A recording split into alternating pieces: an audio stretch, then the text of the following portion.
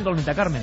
Pues sí, recibimos un mail de Mabel de Málaga que nos decía: buenas noches, amigos de Milenio, estudio Ingeniería de Telecomunicación en la Universidad de Málaga y unos profesores han hecho varios proyectos de este estilo en los que nos han tomado los estudiantes como cobayas, entre comillas, nos ponía. En el buen sentido. Desde pruebas de simulación virtual hasta controlar coches teledirigidos con la mente. En nuestro país, ¿eh? La ciencia y la ingeniería avanzan, aunque desde fuera todo parezca arte de magia. Es que simplemente las cosas no se conocen hasta que se pueden sacar resultados concluyentes. Hay tantas cosas en estudio, ojalá que a los seres humanos no se nos quiten las ganas de seguir aprendiendo e investigando. Claro, nos pero... dice también que su voto para Drácula. Muy bien, pero para mí algo más mágico de que el pensamiento aparezca en una pantalla, científico y mágico. Más mensajes antes de viajar al desierto. Pues nos dice: buenas noches, milenarios, me llamo Felipe y os escribo desde el trabajo en Montornes del Vallès, en Barcelona. Si realmente esto es verdad, en un futuro nos tendrán totalmente controlados, entonces ya no podremos ni criticar a los jefes. Bueno, porque eso... les leerán el pensamiento. Eso siempre se hace. Eso da igual, hombre. Juan por cierto, nos dice... escribí del Vallès. ¿Ah? La semana que viene les voy a contar una historia del Vallès, una voz de las sombras de esa comarca catalana. Juan nos dice que esta noticia da un poco de miedo. Creo que hay cosas que deben quedarse para uno mismo. Su voto a caballo de Troya. O sea, mucha gente ha sentido como que tocan algo muy interno. Como la decía mayoría. Juanjo. Personalmente creo que nos interesa más leer los pensamientos animales que los humanos. Mi libro, El lenguaje secreto de los cuentos, nos decía Silvia desde Madrid. Feliz Navidad, milenarios, la vida es sueño. Dentro de nada me veo haciendo un CD recopilatorio de mis mejores sueños. También vota Gema desde Leganés por caballo de Troya. ¿Llegaremos a poder almacenar nuestros sueños, pensamientos y recuerdos en un disco duro para la eternidad? Aterrador, nos dice Artu desde Logroño. Pero fijaos, yo, de verdad, Santi, Juanje, Carmen, de verdad que alucino, yo sí que alucino con la audiencia de Milenio 3, que de nuevo gracias, como siempre, porque le dan una posibilidad a lo que cuentan los invitados, pero claro, es que esa posibilidad puede ser en el futuro. ¿Os imagináis un pendrive con vuestros pensamientos, pero claro, que pueda ser legado a los tuyos? Esto es lo que tu padre, lo que tu abuelo, lo que tu bisabuelo pensó. Qué horrible. Hombre, no, bueno, depende de qué pensamientos sean. Hay una aplicación más bonita. Cuando uno está enamorado, siempre se encuentra a veces con la barrera de las palabras para transmitir al ser querido lo que siente. Imagínate darle ese pendrive y decirle: toma, esto es lo que siento. Es que a lo mejor no es tan bonito como se lo quieres hacer ver a esa enamorada. A lo mejor hay algún asunto truculento y van más allá las cosas. A mí lo que me encantaría es un pendrive con lo que nos dejó sin hacer Leonardo da Vinci, Albert Einstein, Nikola Tesla y tantos genios que se llevó la humanidad.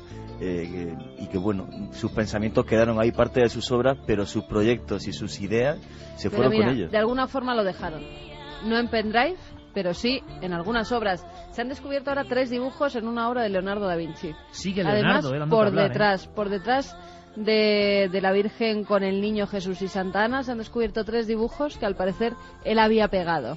O sea que secretos, misterios y también esas obras de arte desconocidas hasta el momento se siguen encontrando. No hace falta la tecnología de hoy en día ni leer los pensamientos en algo tan frío como una pantalla, ¿no? Pero hay otra cosa. Yo estoy también de acuerdo en parte, pero también sé que hay otra cosa, que es lo inevitable. O sea, el ser humano, como decíamos, busca su propio enigma, que es saber quién es y a dónde va, y eso lo va a conducir a explorar hasta el final. Sí. Y seguramente en el año 3500, tú imagínate, tienes... No imagino, que a mí me encantaría, ¿no? Freire de la Fuente, Goya, Jesús, tanta gente, ¿no? Lo que pensaron. Pero sí imagínate hombres del 2200, 2300, científicos que pueden dejar de ese archivo. Pero también se decía que en el año 2000 los coches iban a volar, sí, y no vuelan. Bueno, si vuelan no lo comercializan, pero pueden volar perfectamente, muchos. Si hay una página web donde aparecen lo los que nos coches faltaba que vuelan ya, y todo esto. Para pegarnos todos la leche por el aire. Manolo desde Córdoba nos dice: ¿os imagináis que con esta nueva técnica podamos conocer el pensamiento de personas en coma o de delincuentes? La verdad es que da miedo. La gente repite la palabra miedo, Santi, qué curioso, ¿eh? Ante una cosa que yo creo que es emocionante. Es que ten en cuenta que también la mente es entrar en el último santuario que exactamente, tenemos, ¿no? Es la última atalaya de la privacidad, es la fortaleza en la que vive nuestra identidad más sacrosanta, lo que nunca nadie sabrá aparte de nosotros mismos. Y de repente alguien ha aparecido con una llave o con una ganzúa. Hombre, da miedo. Fíjate como siempre el cine se adelantó. La película La Celda, donde hay una mujer que se mete en la mente del asesino este que estaba en coma para saber dónde estaba su última víctima antes de que muriera. Nos parecía ciencia ficción y ahora... Otra película, nos dice Jessy desde Las Palmas, La Fortaleza Infernal.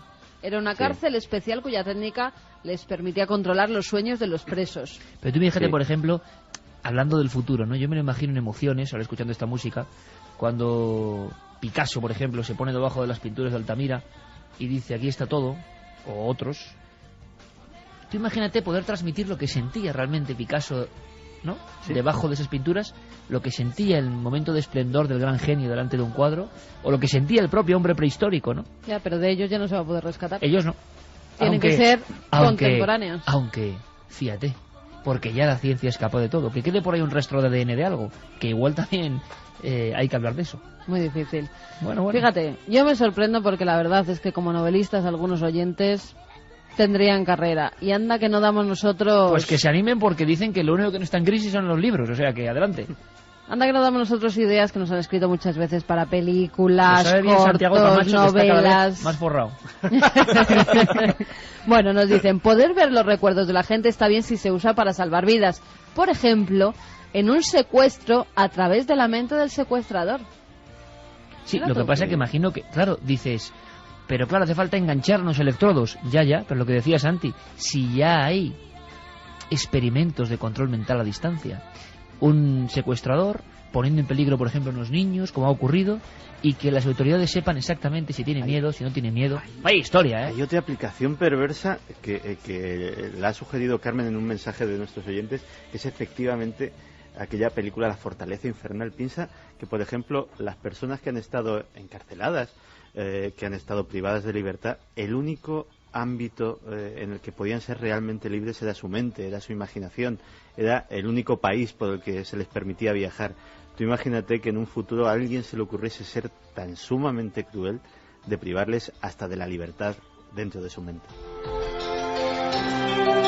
Son muchos los mensajes, muchas las reflexiones, como dice Carmen, y muy acertado, porque es que yo creo que es así. Qué imaginación, qué fabulosa y desbordante imaginación la de nuestros amigos, que plantean ideas que vuelan en el aire y son maravillosas. Pero ahora, luego seguimos, porque luego acabamos, Acaba, viene aquí Carlos y Fermín con la lista, y acaba el ranking de libros, los 7 grandes libros del misterio, 10 de enero, todos aquí juntos. 10 de enero, 40 personas 40 elegidos. Por sorteo. El ordenador será quien dé la suerte a esos 40 elegidos. Es nuestro bombo de Navidad, ¿no? De alguna subirse forma. A la nave del misterio, sí. Algunos dicen que bueno, que el bombo sí que es un poco raro el sorteo de Navidad. Bueno, algunos dicen que prefieren venir aquí a la nave del misterio que ganar la lotería del lunes. Bueno, no sé yo. Vamos a ver, hay una cosa importante. A las 3:20 comienza un viaje. No es al Monte Ararat, que está congelado siempre, sino un lugar mucho más ardiente, lleno de aventura. Se ha hablado tanto de los Tuareg.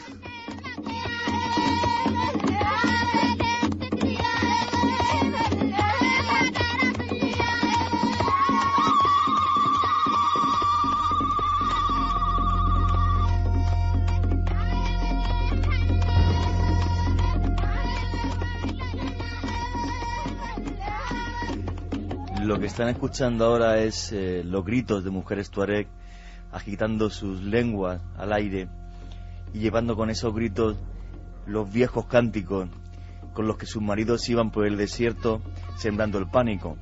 Puede parecer curioso cómo los tuareg, la gente más hospitalaria del mundo, a la vez han sido uno de los guerreros más terribles que ha dado la historia. Y es curioso porque hace 2000 años, cuando los romanos llegan al norte de África y empiezan a conquistar toda la parte del Rif y toda la parte del norte argelino, pues de repente llega un momento en el que no pueden meterse más en el desierto, más al sur, y la gente que hay ahí es tan guerrera que ponen en limes la frontera y dicen todo lo que hay ahí es berber, es bárbaro. Los tuareg asimismo se llamaban Mazig, que significa hombre libre, y realmente siguen siendo los últimos hombres libres. En el siglo VII hay una tribu rifeña, los Chorfa, que se enfrenta a los tuareg durante décadas para que se conviertan al Islam. Tan terrible es su resistencia ante los Chorfa que al final hay una palabra que esgrimen en árabe que dice Tawareg, que significa los abandonados de Dios. Desde entonces, esos hombres que se llamaban Mazig, que se llamaban a sí mismos libres, o Imoshak, que es como se llaman, se quedaron con el nombre de Tuareg, que realmente significa los que Dios abandonó. aunque quizás a nosotros nos abandonó Dios y ellos siguen en un maravilloso y espléndido desierto lleno de libertad. La adaptación al medio de los tuareg es increíble. Viven tan sumamente plenos y felices en ese desierto que son capaces de sacar agua de cualquier sitio. Pero no solo eso, sino que, por ejemplo, cuando ven que pueden llegar a morir de sed, se desnudan y se ponen cara al sol para que la temperatura de la sangre llegue a 70 grados y morir rápidamente. De esa forma mueren en pocos minutos y no sufren una muerte por deshidratación que saben que le puede llevar días y días agonizando. La adaptación al medio es tan buena que tienen y sacan agua de cualquier sitio que Vázquez Figueroa, que convivió con ellos, pues pudo aprender muchos trucos de cómo sacaban agua. Un truco que era llevar un collar de conchas, un pequeño collar de conchas siempre. Entonces, cuando había una carencia absoluta de agua, por la noche dejabas el collar al aire libre con las conchas hacia arriba. Y al amanecer, antes de que saliera el sol, esas conchas contenían un poquito de agua, o sea, el rocío. Reunías todo ese rocío en un vaso y te daba pues casi un vaso de agua. Y un verdadero tuareg puede vivir prácticamente con ese vaso de agua. Desde 1850 hasta 1917, 67 años, las tropas francesas lucharon contra los tuareg en lugares como el Tassili, el Hogar, Tamanrasset, Janet. 67 años de lucha. Después de 67 años de lucha, por primera vez en la historia, las tribus tuareg abandonan sus espadas y dicen que van a ser pacíficos, dejando que las caravanas pasen por el desierto. Después de 2000 años y 67 años de guerra directamente con los franceses.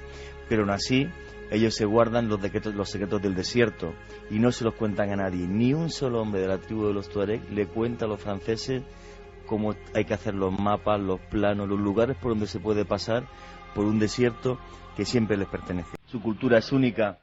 Sus mujeres no llevan la cara tapada, llevan tatuajes para ahuyentar a los yenum, a los genios que viven en el desierto.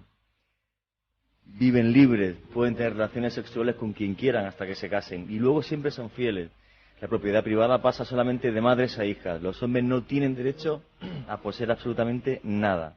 Los rebaños, todo es de las mujeres y por ellas viven y por ellas luchan. Realmente el desierto, ese desierto mágico, está lleno de 1000 lugares con misterio. Uno de ellos, y que tuve la suerte de poder visitar, el Tassili. Nadie sabe por qué. Hay un santuario en el que 22 culturas diferentes reflejaron pinturas en las que se lavaban dioses extraños. Pero por desgracia, esta cultura que ha sido reflejo de novela, películas, de leyenda, de 1000 sueños, pues también está... Bueno, ellos siguen existiendo y muy aislados y muy en sus propias costumbres. En muchos sitios, en Mali hay muchos, en Libia hay muchos, en el corazón de Argelia hay muchos. Lo que pasa que poco a poco, y eso es una cuestión que no podemos evitar, la civilización va absorbiéndole, los va mezclando. Y muchas veces ellos se lamentan luego de haberlo hecho porque ya estamos viendo que la civilización moderna, aunque al principio te ofrece y parece que te ofrece un gran espejismo de cosas mucho mejores, al final los hace más desgraciados.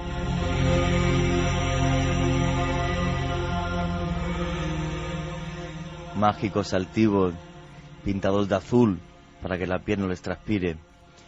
Realmente la leyenda de los tuareg es inmortal. Esas pinturas que hay en el Sáhara nos muestran aquella tierra cuando era un vergel, pero ellos jamás abandonaron su tierra, aunque se convirtiera en el más terrible de los desiertos. ¿Y sabéis por qué? Por una cosa, y es que hay un proverbio tuareg que solamente se puede entender si se está allí. Y es que dice: Dios hizo los países con agua para que los hombres pudieran vivir y los desiertos para que... Manda un SMS al 7640. Escribe la palabra milenio, espacio y lo que nos quieras contar. Comentaristas de Milenio 3. Sabemos que siempre hay alguien al otro lado.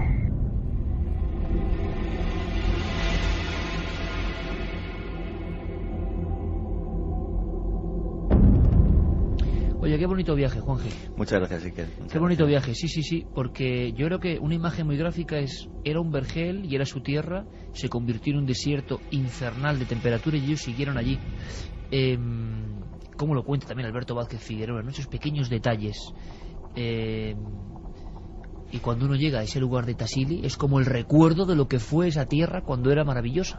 Sí, es increíble. Y estaba recordando ahora otra de las frases que me decía el guía, que pertenecía a la tribu de los Kelmadad, que de niño había sido nómada hasta los 8 años, por eso conocía la zona. Si no, es imposible, te pierdes, lleves GPS, lo que lleves es imposible. Me decía, la casa es la tumba del que vive.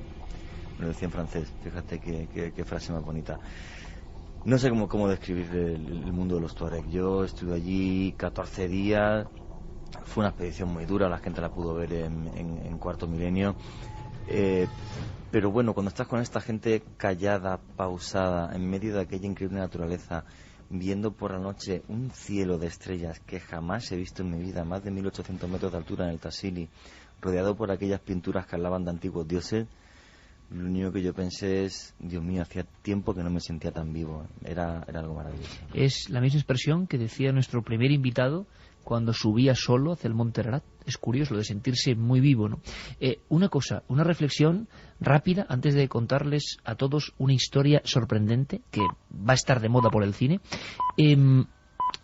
Eso que cuentan de que la civilización pone su anzuelo, les atrapa, y Alberto Vázquez Figueroa, claro que es un hombre muy especial también, quizá es excesivo decirlo porque nunca lo sabremos qué es mejor, ¿no? Pero ha dicho una frase lapidaria, que esta gente ve los objetos, ve las cosas, se abalanza a esa cultura que es la nuestra ya, y de repente con el tiempo hace como un estudio, son más desgraciados. ¿Será así? ¿Es un poco leyenda? ¿Qué pensáis? Pues no creo que sea tanta leyenda, porque no es un caso único. Los aborígenes australianos les ha sucedido prácticamente lo mismo. Era un pueblo que vivía en una armonía completa con su entorno natural, con unas creencias, con una religión muy compleja y muy basada en la naturaleza, con unos ritos mágicos que todavía hoy asombran a los antropólogos. Y de repente el contacto con el hombre blanco, primero en un exterminio muy parecido al de los indios de Norteamérica, y luego después en la época, digámoslo así, de convivencia, con una degeneración y una pérdida de sus costumbres, de sus raíces, la tasa de alcoholismo, por ejemplo. Pero eso ha pasado en muchos grupos aborígenes de todo el mundo, alcoholismo, violencia. Pero han despertado como lo peor, es un poco como satánico, ¿no? Han despertado lo peor, lo que estaba dormido latente en esas culturas. Sí, y ya te digo, efectivamente has dicho, ha sucedido muchas veces, y parece que de alguna forma a esas culturas que han vivido tan apegadas a la tierra, a su tierra, de repente les hemos cortado un cordón umbilical. Y una vez perdida esa comunicación, es como si andasen sin alma, si me permites ponerme lírico. Pero qué cosa más interesante acabas de decir. Fíjate lo que te digo, yo pienso que no solamente, uno se la pega a la naturaleza del entorno natural, ¿no?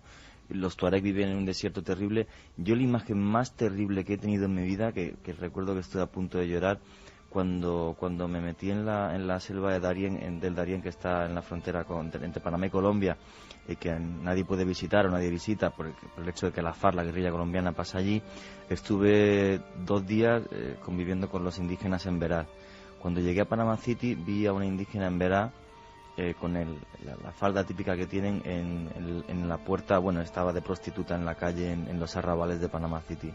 Es de las cosas más tristes que he visto en mi vida, y pienso que no solamente ya es el tema de su aclimatación a ese mundo, a esa selva, a ese desierto, es que le rompen el concepto que tienen de familia, de amistad, de tantas cosas que son tan importantes y que aquí se nos olvidan en este siglo XXI tan maravillosamente tecnológico, pero tan triste en lo humano. Y eso te lo juro que son cosas que a mí me han dolido en mi viaje. No es casual que Yerey ponga esta música. A mí me ha recordado siempre, porque leí un libro sobre la muerte de Félix Rodríguez de la Fuente, Voz de la Naturaleza. La escuchaba con esta música siempre de Apocalipto de fondo. Me pareció como un tremendo alarido de la naturaleza antigua que casa perfectamente lo que le estáis contando. Yo últimamente, y es una mínima y última reflexión sobre el tema que es filosofía y que da para mucho, y que en temas como los Tuareg y otros los aborígenes australianos, que hacían pinturas muy parecidas a las de Tassili, con criaturas asombrosas que todavía pueden transmitirnos el miedo. ¿Qué pasó? Bueno, pues dicen algunos investigadores de la prehistoria, yo estoy últimamente muy metido, me gusta el tema, que hay un gran cambio entre el hombre del Paleolítico y el hombre del Neolítico. Me explico, el hombre que vive en las cuevas, el hombre que parece que forma parte de la naturaleza, no la modifica, solo pinta en el fondo tenebroso de sus cuevas, se somete a la dictadura en ocasiones y a la beneficencia de lo que son los dioses y la naturaleza, forma parte de ella, adora al dios bisonte, al dios semihumano, y de repente, hacia el año 10.000 antes de Cristo, algo ocurre, se domestican animales, se emplea la agricultura, y hay cazadores y recolectores, y empiezan a surgir los primeros pueblos. El hombre ya no es parte agreste de la naturaleza y se ha convertido en un elemento que poco a poco dominará el resto de la naturaleza. Y caramba, amigos, parece que en ese momento de la historia ocurre algo asombroso. El hombre deja de ser parte de ese mundo extraño en el que es un misterio más y ya es otra cosa y ve las cosas desde otro lugar. A partir de entonces, para muchos, no lo digo yo que no sé nada de esto, para muchos de los que he leído, desde muchas posturas, es el gran cambio. El hombre, como decía Santi, de repente su cordón de alma ha sido cortado, zanjado, ya es otra cosa. Y esa otra cosa se traduce de inmediato en las primeras guerras.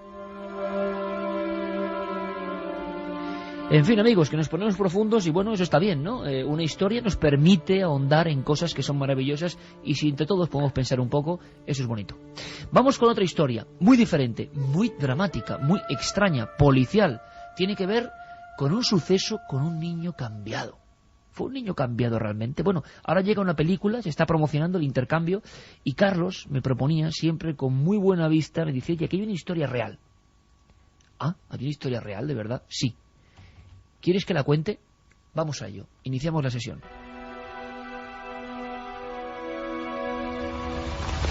Me llamo Christine Collins. El 10 de marzo mi hijo Walter Collins, de 9 años, desapareció. Tras 5 meses de investigación, trajeron a un niño a Los Ángeles desde DeKalb, Illinois. La policía de Los Ángeles me dijo a mí y a todos ustedes que ese chico era mi hijo. Pero no era mi hijo.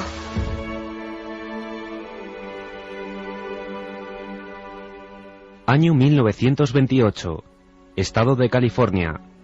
Mientras la sombra del crack económico de 1929 estaba a punto de acechar a la población estadounidense, un terrible suceso sacudía la pequeña localidad de Wineville, al sudoeste del país. Un acontecimiento que terminaría por ser conocido como los crímenes del gallinero de Wineville.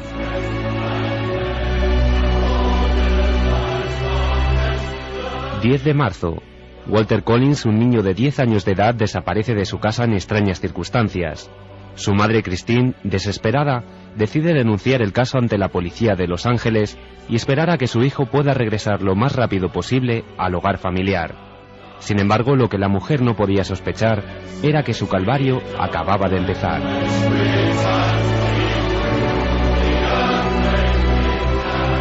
Las noticias sobre Walter eran cada vez más escasas.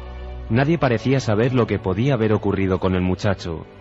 Hasta que una buena tarde, Christine recibió una importante llamada.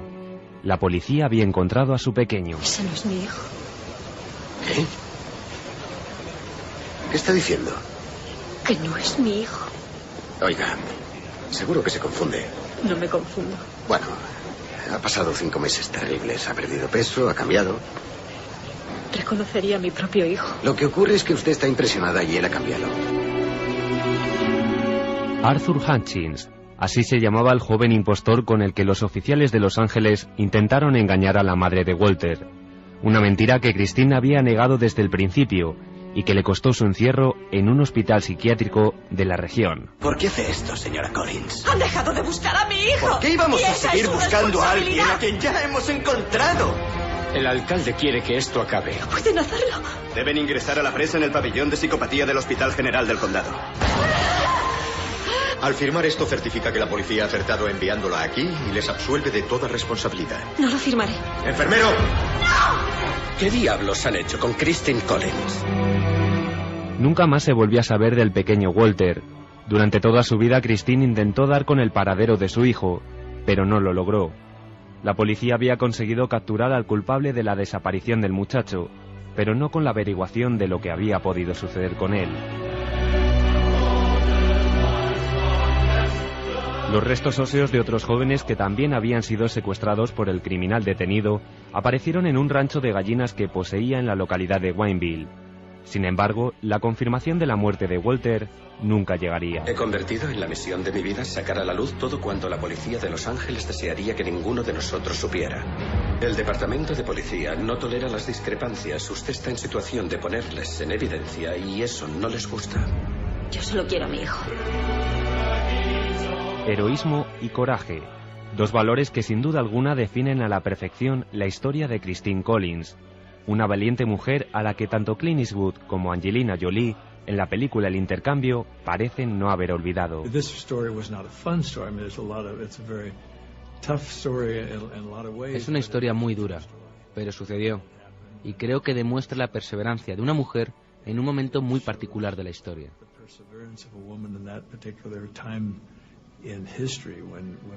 Cuando las mujeres no tenían muchos derechos ni tenían la seguridad de poder manifestarse y defenderse a sí mismas. Claro que se trata tan solo de actuar, pero cuando estás en escena tienes que permitirte sentir, pensar, sufrir y ponerte en situación. Dios mío, ¿cómo sería si me pasara a mí? Una de las cosas que más me costó fue simplemente llamar por teléfono y decir que había perdido a mi hijo. Es como vivir tu peor pesadilla y no quieres que pase a tu conciencia, a tu entorno. Así que sí, es verdad que me costó aceptar el papel.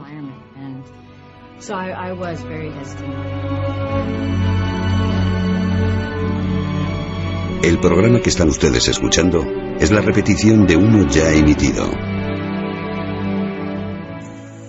En busca de una explicación. Iker Jiménez, Milenio 3. Aquella mujer al final nunca supo de su hijo, fue ingresada en un psiquiátrico, nadie sabe qué pasó con él y sobre todo qué historia más macabra, que la policía intentó endosarle un niño impostor. O sea, en fin, ¿algún comentario? Nunca mejor dicho eso. Bueno, Clint Eastwood es un hombre que se fija mucho en las historias reales. Nunca mejor dicho eso de que la historia real supera cualquier barbarie imaginada, ¿no? Hay que imaginarse, valga la redundancia, el sufrimiento de esa madre. La historia de El Intercambio. Y por cierto, no sé si utilizaba intercambiadores de cualquier tipo de fluidos, sustancias y energías, pero se ha hablado mucho de Tesla y algo pasaba en Madrid. Santi, yo quiero saber, de Tesla hemos hablado en ocasiones, un científico un tanto extraño, estrambótico, inventor de un sinfín de cosas, se habló de un rayo de la muerte, de ser el padre de muchos de los inventos que otros se llevaron la gloria en vez de él, en fin, un tipo extraño y extraordinario. ¿Pero qué pasaba en Madrid respecto a Tesla? Pues en Madrid tenemos una magnífica exposición que se llama Nikola Tesla, el hombre que iluminó al mundo. La tenemos en la Universidad Politécnica de Madrid y ha sido hecha con colaboración de la Embajada croata en España, y allí pues podemos ver una serie de audiovisuales en los cuales se nos va a exponer sobre todo una cosa muy importante, que es la importancia de Nikola Tesla. Yo creo que no somos... Ha sido un poco marginado, ¿no? Olvidado. Para que veas si es importante y no lo sabemos, es en parte nuestro abuelo de todos los que hacemos radio, por ejemplo, porque el invento de la radio se le atribuye a Marconi. Y realmente Tesla durante muchos años, de hecho hubo un litigio legal tan importante porque él afirmaba, Tesla era un hombre que no tenía en cuenta los honores, que se olvidaba de patentar sus propios inventos, y de repente llegaba alguien y reunía los descubrimientos de Tesla y patentaba sus propios inventos. Cuando Marconi patenta la radio, una de las cosas que saltan a la luz es que para hacer su aparato de radio ha utilizado 17 patentes de Tesla. Es decir, ha juntado diferentes piezas de un rompecabezas. Ha hecho como el Lego, ¿no? O sea, ha cogido de aquí y allá. Efectivamente. Entonces, la enemistad llega a tal punto que, por ejemplo, en 1912 a Nikola Tesla le dan el premio Nobel y Nikola Tesla dice que no va a recogerlo ni lo quiere hasta que no le quiten a Marconi el suyo. Qué grande Tesla, ¿no? Y de hecho Tesla se quedó sin su premio Nobel, un premio Nobel merecidísimo. La personalidad de Nikola Tesla... Es el hombre, por si enganchéis ahora, o que comentaba Santi, que ya experimentaba con la imagen y la transmisión de pensamiento en el año 20. Y es un hombre curioso y una personalidad fascinante. Nos hablaba de él en esa exposición donde podrán ver una cosa que es absolutamente impresionante, que son dos de las máquinas de Tesla. Muchos de nuestros oyentes se acordarán de Nikola Tesla por la película El Prestigio.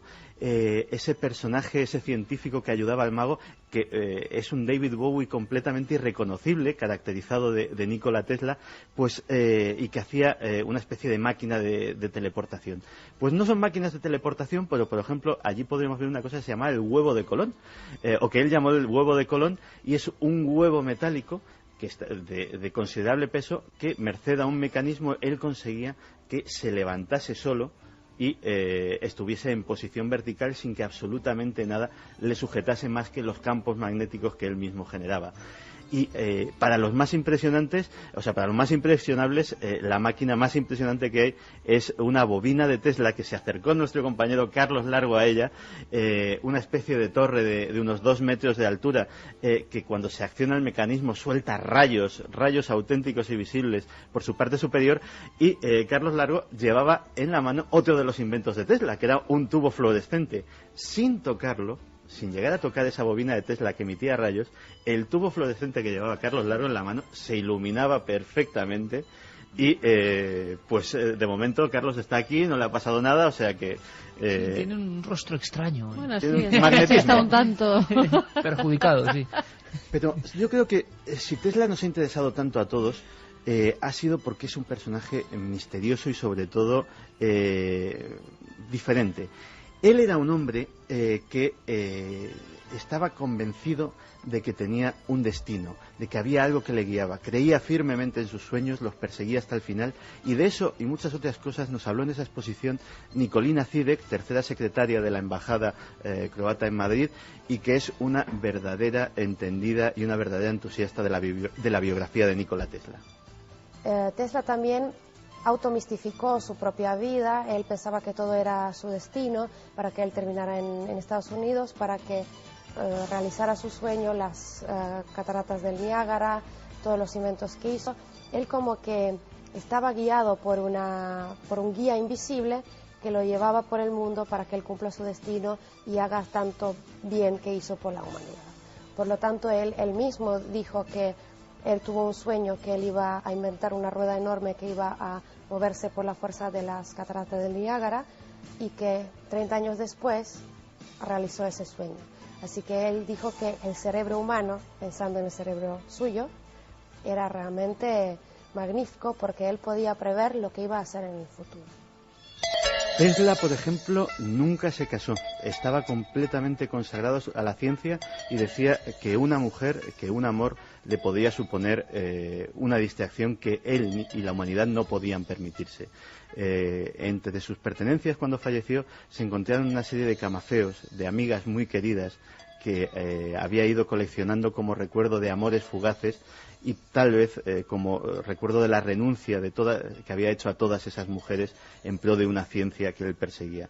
Nos hablaba Nikolina Zidek de que él había viajado a las cataratas del Niágara. Siendo joven, había visto un grabado en su pueblo de las cataratas y dijo: ¡qué potencial más tremendo! ¡Cuánta energía desaprovechada! Yo iré ahí y utilizaré esa energía.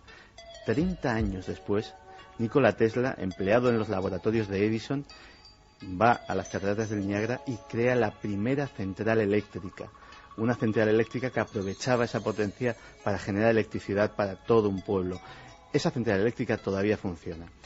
El gran invento de Nikola Tesla, y del que todos nos tenemos que acordar, es cada vez que enchufemos algo, a un enchufe cualquiera, cada vez que prendamos el botón de la luz, cada vez que conectemos cualquier aparato, porque la corriente alterna, la que recibimos y la que nos ilumina, la que hace funcionar nuestros aparatos, es el gran invento de Tesla.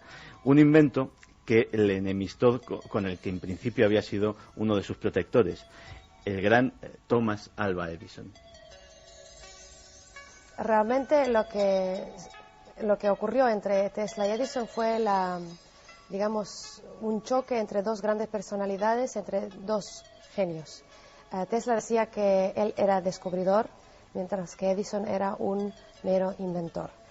Tesla decía también que Edison tenía un grupo de personas que trabajaban por él y que también él hacía varias pruebas, varios intentos hasta que llegaba a una conclusión, a un invento, mientras que Tesla concebía la idea en su cabeza, es como que primero la pensaba, después la construía en su cabeza, hacía pruebas, intentos y fallos en la misma cabeza y después cuando llegó al producto final recién lo ponía sobre el papel.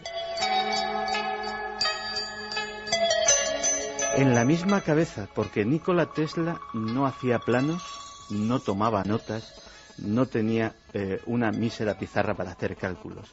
Todo crecía en su imaginación, todo crecía en su cabeza. Por eso es tan difícil saber las cosas que llegó a inventar. Tenía ambiciones muy fuertes. En 1900, en un momento en el que absolutamente nadie creía que la humanidad iba a llegar tan lejos, en un momento en el que el futuro todavía estaba por escribir, él dijo esto: en un futuro próximo veremos una gran cantidad de aplicaciones de la electricidad. Podremos dispersar la niebla mediante fuerza eléctrica. Centrales sin hilos se utilizarán con el propósito de iluminar los océanos. Se conseguirá la transmisión de imágenes, la transmisión de inteligencia, la transmisión de energía sin hilos.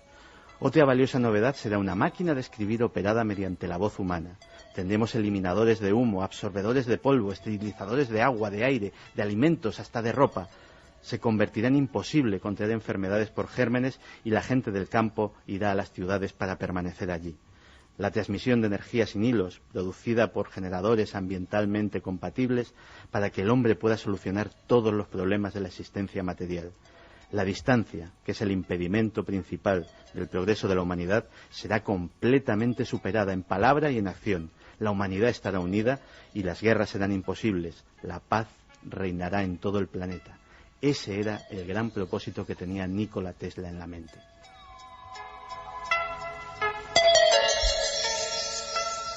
Pero hay algo más, y ese algo más es tal vez la razón por la que en los ambientes del misterio, de la ciencia de frontera, de la conspiración, se recuerda tanto a Nikola Tesla. Se le recuerda por el hombre de los inventos imposibles, el hombre que cuando falleció el FBI arrasó por completo su laboratorio, se llevó todas sus notas y ese material a día de hoy sigue sin ser desclasificado.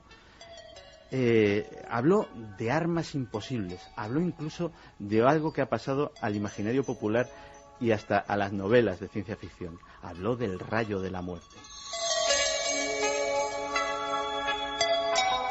Lo de los rayos de muerte o rayos asesinos todavía no sabemos en qué consta, porque él dijo que inventó unos rayos asesinos que podían derribar un avión. Entonces, cuando Tesla se murió, CIA confiscó esos documentos, esos archivos, para ver si podía usarlo o digamos, prevenir que se use, porque realmente estamos en plena Segunda Guerra Mundial. Entonces, hay cosas de las que todavía no sabemos qué es lo que Tesla inventó y qué es lo que se puede realizar. Hay algunas cosas que recién ahora pueden entrar en práctica de las cosas que inventó Tesla. Y también hay cosas que todavía no entraron en práctica, no se realizaron, porque son tan lejanas que todavía ni siquiera se pueden concebir cómo hacerlo y cómo aplicarlo. Y como Tesla murió, nunca vamos a saber, o vamos a saber en unos 50 o 100. En 1893 fue capaz de diseñar un sistema para mandar energía sin hilos, electricidad sin hilos. Para ello construyó una antena de más de 30 metros de altura conocida como la Torre Vandercliff. Desgraciadamente, en un momento en el que la economía de otro de sus protectores, Westinghouse, no iba bien, el proyecto se tuvo que anular. Su propósito era dar electricidad gratuita a todo el planeta, una electricidad que se recibiera como las ondas que están recibiendo ahora mismo nuestros oyentes, por un receptor, sin hilos, sin cables, en cualquier sitio, para todos. Es posible que esa sea una de las patentes que se guardan en esos archivos secretos y que todavía no ha sido desclasificada. También es posible que haya otras más siniestras. Otro de sus inventos fue el llamado oscilador vibracional mecánico. Con este aparato llegó a provocar un pequeño terremoto en un laboratorio de Manhattan. quién sabe. Nikola Tesla estaba muy adelantado a su tiempo. A lo mejor aquella imagen del científico que hacía un teleportador en pleno siglo XIX, en aquella película del Prestigio, y que ahora nos puede parecer fantasiosa, hasta ridícula, a lo mejor no estaba tan alejada de la realidad. Pues vamos con esos últimos mensajes. Primero con los ganadores, Iker, de Por fin acabamos los libros. Por fin, ¿no? Sí, los ganadores, iba a decir, de estos de tres los libros libros del sorteo de esta noche. Que uno es Manolo de Córdoba, que nos dice: ¿os imagináis que con esta nueva técnica podamos conocer el pensamiento de personas en coma o de delincuentes? Da miedo. Otro de ellos es para María López, que nos decía: desgraciadamente, en unos tiempos excesivamente machistas, hubo grandes mujeres escritoras que tuvieron que firmar sus obras como hombres para poder triunfar en la literatura. Y el último de ellos es para Félix, desde Fuenlabrada, que nos decía que el arca ha sido objeto de deseo y no es la primera historia de su existencia. Mi voto por La noche del miedo. Pues esos 3 libros van para estos 3 ganadores. Y vamos a dar, Iker, esa lista como ha quedado de los 7 libros del misterio. Bueno, chicos, 3:56, por fin, después de un par de meses o más de votaciones, el público soberano de Milenio 3 ha elegido que estos son los 7 libros del misterio, y de aquí, en el futuro, se podría extraer algún aprendizaje. 7º lugar, y lo siento porque es mío, Misterios de la Iglesia. 6º. ¿Por qué lo vas a sentir? Oye, los míos no están ni en el 7º, no lo sientas. Por empezar por el mío, porque no queda bien. 6º, Drácula. 5, El paraíso maldito. 4, El retorno de los brujos. 3, Dioses, tumbas y sabios. 2, La noche del miedo, Iker. Y como vencedor, ha estado en cabeza todo el tiempo, Caballo de Troya, de JJ Benítez. Así que estos son los resultados. Intuíamos la fuerza tremenda, la más cercana a nosotros de un libro fenómeno, en el sentido de fenómeno social, fue Caballo de Troya. Yo siempre me acuerdo que dice el librero y ahora editor, iba a decir Sebastián Vázquez, me decía que la gente en su librería en Madrid, Arcana, muy famosa, entraba la gente diciendo: pero como el que tiene síndrome de abstinencia, ha salido ya el Caballo de Troya. Bueno, pues algo tiene y merecido homenaje. El libro del misterio, hay 7, pero el libro del misterio de nuestros amigos. El 10 de enero, próximo 10 de enero, estaremos aquí, y la idea es que nos contéis cosas, que os contemos cosas, que preguntéis lo que queráis a gente del equipo. Puede ser una noche especial. El sábado que viene iremos dando los nombres, ¿verdad?, de esos ganadores, de esas personas que estarán aquí en la nave del misterio ese día 10. Vamos a hacer una fiesta para empezar el año, para celebrar tu cumpleaños. Venga. Porque la nave ha superado... ya no será, porque será 11, ¿no?, realmente, a la 1 de la noche, pero bueno. Da igual. Porque la nave ha superado sus datos de expectativa de audiencias, porque nos seguís apoyando estando el sábado, por tantas cosas. Es verdad. Además, fíjate que coincide en un momento importante, lo dijimos, ese récord nuestro en la franja horaria. Y, por supuesto, las 8 temporadas de Liderazgo Absoluto, pero ya cuando uno ve los datos con detalles, espectacular. Así que muchísimas gracias. Y así estaremos. Y aquí estaremos todo el equipo a vuestra disposición y para pasar una noche distinta, para que veáis esto por dentro, aunque siempre decimos que la radio es para escucharla por fuera, pero bueno, es una fiesta. Santi, como siempre, mañana nos vemos en Cuarto Milenio, que hay mucha emoción. Gracias, como siempre. Gracias a ti. Juanje, mañana nos vemos con lobos, hombres y historias de ambos. Efectivamente, un abrazo, Iker. Gracias, Juanje. Gracias, Fermín, Carlos Largo, Jeremy Martínez, como no, que ha estado magistral con las músicas esta noche. Carmen, mañana, Cuarto Milenio, hacia las 12 menos 10, un poquito más tarde, pero de verdad que el tema es impresionante. Solo digo una cosa, ha habido un invitado animal, en el plató, o va a verlo, que yo creo que va a salir todo bien. Impresionante, ¿no? Sí, la verdad que sí, tenemos ahí a un ser mítico. Bueno, sin nada se tuerce. Sin nada se tuerce. Sí, no se torcerá.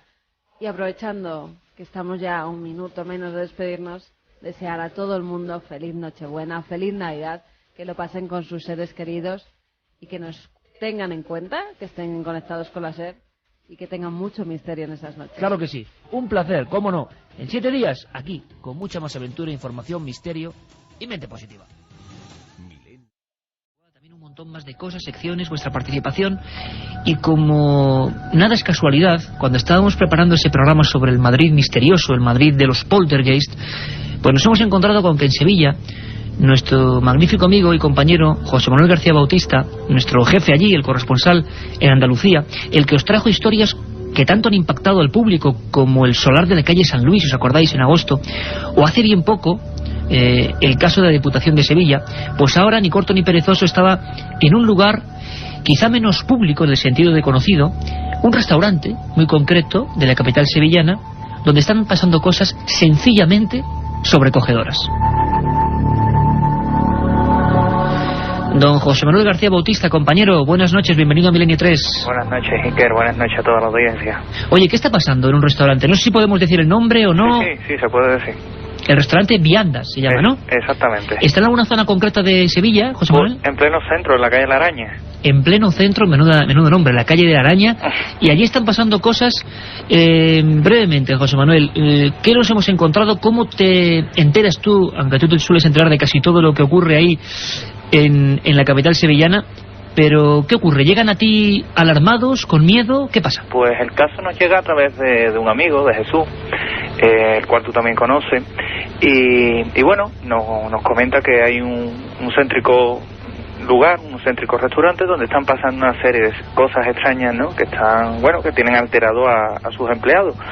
Nos vamos para allá y efectivamente hablamos con los distintos empleados del lugar, incluso hablamos con el propietario. Bueno, nos empiezan a relatar toda una serie de cosas que les están sucediendo, ¿no? Que prácticamente, como tú comentas, pues es de una clara sintomatología de poltergeist, ¿no? Desde ruidos raros, desde raps, hasta lo que son escuchar pisadas, escuchar presencia, incluso ver cosas. La verdad es que es un caso muy, muy interesante, Iker. Un caso donde se concentran todos los ejemplos vivos de lo que los alemanes en la antigüedad llamaban poltergeist, duende ruidoso. Y hemos comprobado que, a pesar de que este programa, lo digo siempre, se mete en lo policial, en lo histórico, en todo tipo de enigmas de la ciencia, pues sigue habiendo una atracción fatal, ¿no?, respecto a los casos de, entre comillas, fantasmas o manos invisibles. A mí lo que me ha llamado la atención, escuchando las grabaciones que has estado haciendo a los protagonistas de esta historia, y como siempre vamos a escuchar aquí sus voces, y cada uno luego opina en su casa, en el coche, donde estéis, porque en este programa vosotros sois los jueces de cada historia. A mí me ha impresionado que incluso el momento de alarma máximo llega cuando Raquel, la gerente de la empresa, llega a pedir un informe que se realiza de la empresa Securitas, de seguridad, donde parece ser, José Manuel, ahora vamos a escuchar su voz, pero parece ser que la alarma, que no sabe de subjetividades, recibe, digamos, los datos de una presencia física siempre en una tercera planta, donde nadie sube, y que parece que está ahí a las 3:30 de la madrugada durante mucho tiempo, activando o haciendo que esa alarma salte, ¿no? Efectivamente, porque la alarma, un volumétrico que está colocado en las 3 plantas, solamente registra movimiento allí, arriba, que precisamente en la tercera planta, una planta que está aún reformándose, que mantiene la disposición de antaño, y registra una presencia justamente en la planta en la que no hay nadie, en la que siempre está vacía. Entonces él registra una presencia, la alarma salta casi siempre a la misma hora, y bueno, allí es que tienen que ir el dueño y el propietario a apagar la alarma, y sin saber ni cómo ni por qué. El caso es que de una fecha para acá, cuando se producen más lo que son los incidentes, ¿no?, con esa presencia, con ese poltergeist, pues es cuando ya han tomado la determinación de bueno, pedirle también esos informes a la empresa para que al menos tener algo más que apoye todo esto, ¿no?, que estamos investigando. Aparte de ello, incluso, Iker, se ha llegado el propietario Javier al punto de instalar cámaras por las noches, que se la ha instalado la misma empresa, para vigilar, bueno, pues lo que pudiera salir o lo que pudiera observar con toda la objetividad que tienen los aparatos electrónicos, ¿no?, para ver qué está provocando aquello. Porque y veremos ahora, José Manuel, además, en unos momentos, o escucharemos, mejor dicho, aunque la radio también transmite perfectamente las imágenes, lo que han captado esas cámaras. Vamos a escuchar, José Manuel, si te parece, a Raquel, la gerente de este céntrico restaurante sevillano, donde lo están pasando bastante mal, y vamos a escuchar cómo ocurre, cómo esa empresa tiene que hacer el informe y qué estaba pasando en esa tétrica y antigua tercera planta, donde todos los empleados, todas las personas de limpieza, de restauración, pues bueno, veían y notaban, y se ha propagado el miedo entre ellos porque había sombras, presencias, golpes, movimiento de objetos. El típico poltergeist, siempre la gente anda recordando poltergeist antiguo, pues esto está pasando ahora mismo, y si está pasando ahora mismo, ahí están los micros de la SER. Escuchamos, pedimos disculpas un poco por la calidad de la grabación, estaba hecha con grabadora en el momento justo en que que todo esto estaba ocurriendo. Lo hace nuestro compañero José Manuel García Bautista, y este es el primer testimonio de ese caso que ahora está ocurriendo. Es Raquel y nos cuenta lo que llega a pasar con esa alarma y con esa presencia que los infrarrojos detectan. Hay un informe de Seguritas de que suele sonar sobre las 3:30 de la mañana de que hay una presencia física en la tercera planta, en la escalera de subida a la tercera planta. Mi jefe se ha presentado en numerosas ocasiones, la puerta de entrada al bar está totalmente cerrada, tiene lo que es un dispositivo de infrarrojos con un volumétrico, y entonces lo que es curioso que ves en la tercera planta que hay una presencia física cuando desde que está en la planta baja del bar hasta subir a la tercera planta tienes que pasar por 2 o 3 volumétricos más y sigue dando presencia física en esa zona. Se cierra arriba, se cierra todo todas las noches, incluso la tercera planta no se abre nada porque no se sube. Que se cambien arriba, habrá 2 compañeros que se atrevan a cambiarse, también porque ya están influidos el resto por el miedo. La otra realidad. Milenio 3, en la cadena SER.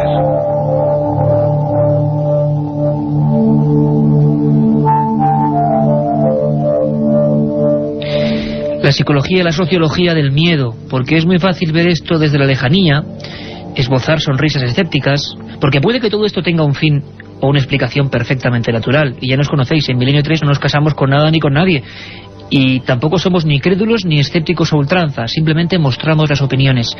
¿Qué está ocurriendo en ese restaurante? Escuchábamos a Raquel y José Manuel García Bautista desde Sevilla, otros empleados incluso que han llegado a ver sombras y caras siempre en ese lugar, donde parece ser que había ecos de una tragedia antigua, como es normal, ¿no?, que sea en el centro de Sevilla, donde tantas cosas han pasado a lo largo de la historia. Efectivamente, Iker, porque todo esto viene salpicado de una tragedia, ¿no?, que ocurrió en aquella zona, que es casco histórico sevillano, pero una tragedia reciente, ¿no? Se cree que el fantasma, porque le damos nombres y apellidos, bueno, pues era del antiguo propietario que se ahorcó en el lugar. Entonces, eso está constatado policialmente, ¿no? Alguien que además me parece de la esfera militar, ¿no? Sí. Sí.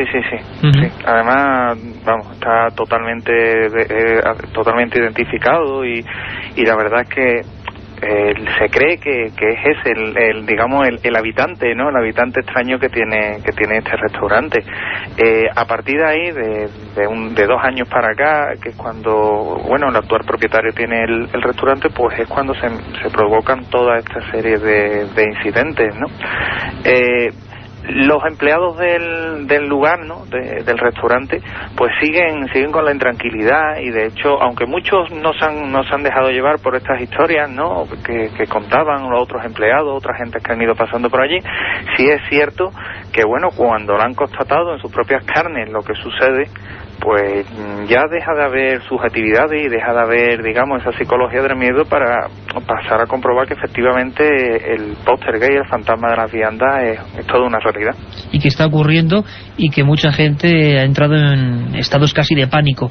Es el ejemplo de este siguiente testigo, esta empleada de la empresa del restaurante, que directamente, es que esto ya nos parece hasta un poco fuerte contarlo ahora, menos mal que no estamos en la madrugada. Ella está en la sala donde los empleados, los trabajadores se cambian, y lo que observa siempre, según sus palabras, es alguien, donde no hay nadie, por supuesto, en el espejo.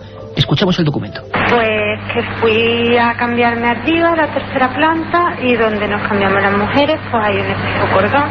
Entonces yo me estaba abrochando el zapato, apoyando en la silla, y cuando miré para el espejo pues me pareció ver una sombra, vi una sombra y hubo un cambio de temperatura muy brusco.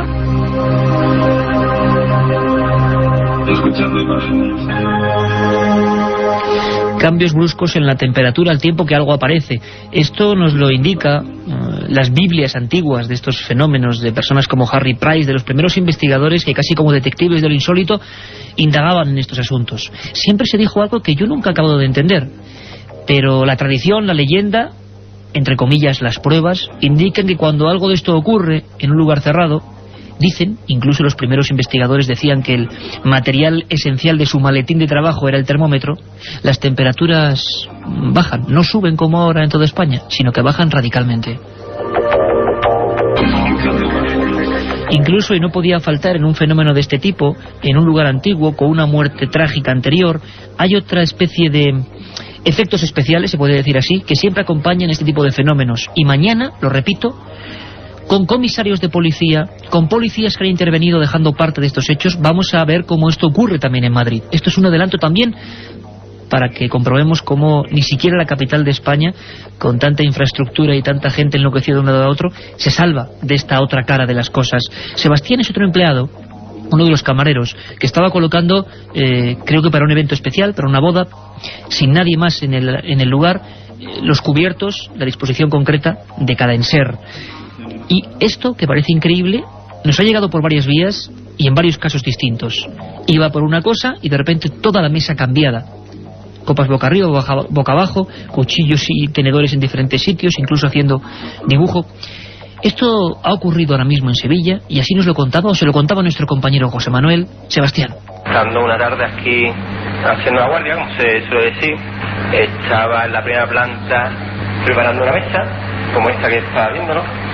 Y bueno, iba poniendo los cubiertos, el tenedor a la izquierda, el cuchillo a la derecha, y bajé para ver si falta plato, y cuando subí, pues había más o menos 4 filas de cubiertos al revés.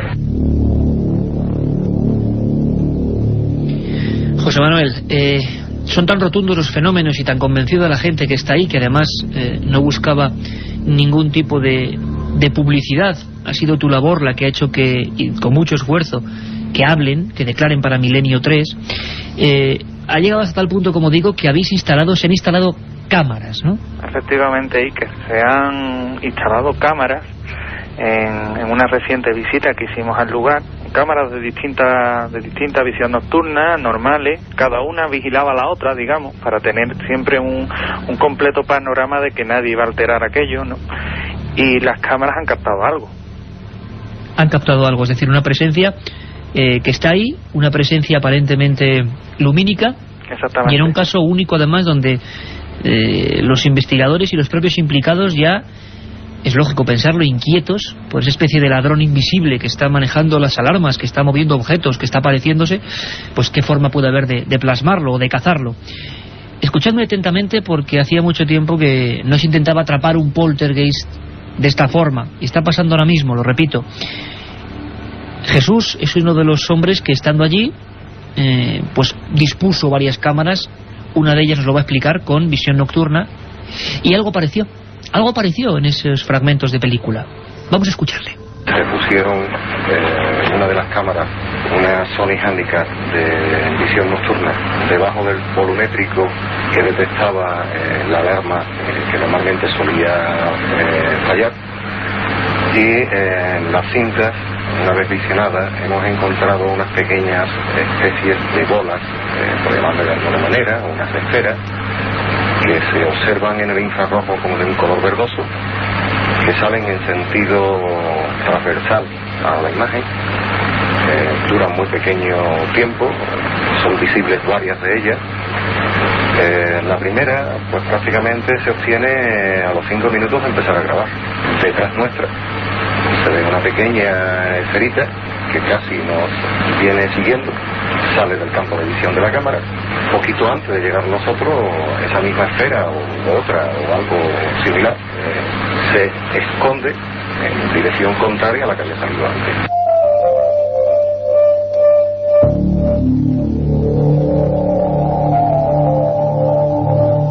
Las cámaras han sido testigos de lo que está pasando ahora en ese restaurante sevillano. Esperamos desde aquí, desde luego, que no haya complicaciones para los dueños de este lugar, que la gente, por favor, no acuda causando molestias, porque eso es un oficio como otro cualquiera. Un restaurante, tienen que seguir su vida cotidiana, pero nosotros como periodistas pues hemos intentado meter los micros, que ya decimos que procuran, a veces lo logramos y a veces no, estar donde nadie llega en estos temas, y registrando cosas como estas. Las cámaras han enfocado una especie de esferas, también de sombras. José Manuel, tú, una de esas noches de experimentación, de capturar al intruso, estás allí, ¿no? Sí.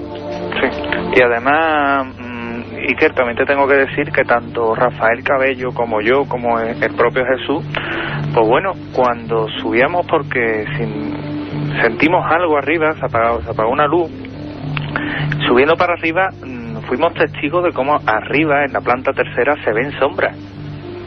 La llegasteis a ver vosotros perfectamente. Perfectamente, además. Y sí, además, y tengo que decirlo, tanto Rafael Cabello como de José Manuel García Bautista, de tu absoluta asepsia, como buen corresponsal para estos temas, que nunca entre nosotros diríamos algo más. Al revés, tenemos mucha más prudencia en estos casos, precisamente para no dejarnos llevar, porque nos debemos a nuestros oyentes.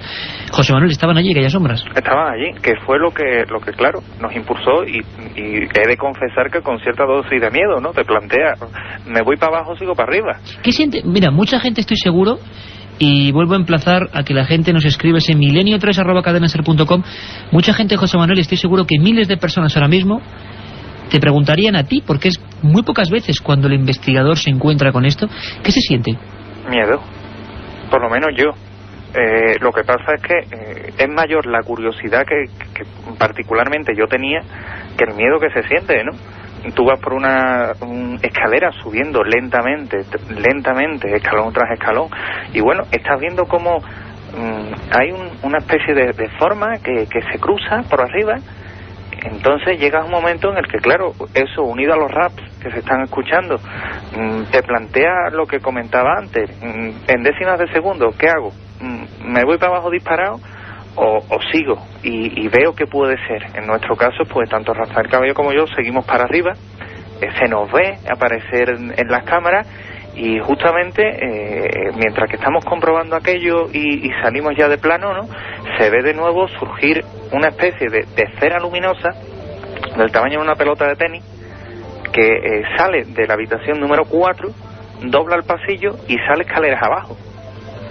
Claro, esto aparentemente, aquí viene otro dato curioso que te puedo adelantar casi en primicia, esto captado por una cámara, pero es que cuando hemos visto la cinta de la segunda cámara también lo registra, con lo cual tenemos el mismo dato grabado por dos cámaras.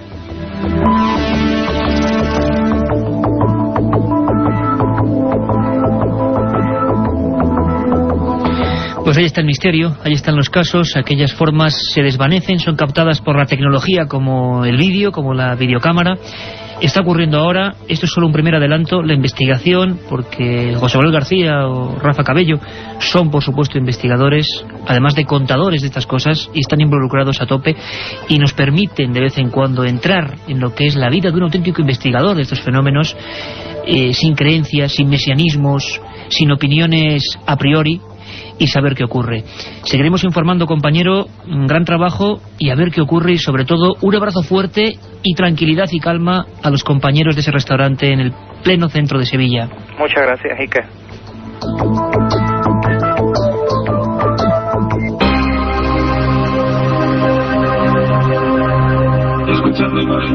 Un viaje en busca del misterio. Milenio 3, en la SER. Hemos pasado la frontera de las 10:30, siempre os prometemos emociones fuertes, sean del campo que sean. A veces, como digo, navegando por los océanos, vamos a volver a hacerlo hoy con los calamares gigantes, a veces metiéndonos en el mundo policial, todavía suenan ecos, ha habido gente que le ha encantado y que le ha molestado también a nivel político el programa que hicimos sobre Ciudad Juárez, las 300 muertas del desierto. Bueno, pues este programa, por favor, no lo encasillen, este programa simplemente explora. Carmen, impactante, ¿verdad? Espeluznante lo que nos contaba nuestro amigo José Manuel García Bautista.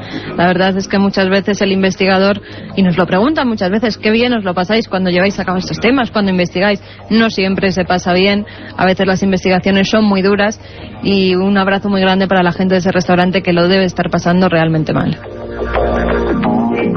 Y ahora, si os parece, para cambiar de tercio, como diría Manolo Molés rápidamente, en una larga cambiada, vamos a abrir ese archivo de los herejes, la galería de condenados, esas personas que, bueno, nos podéis solicitar, preguntar, plantear. milenio3@cadenaser.com, porque queremos saber a vosotros, a la audiencia, que sabéis que cada vez somos más, lo sabemos y lo comprobamos con vuestro cariño, ¿qué personajes os inquietan? ¿Qué personajes del hoy o del ayer os han llamado la atención de cualquier campo, la ciencia, la investigación. En este caso vamos a ir de nuevo a esa especie de magia que se provocó a final del 19, que era la electricidad.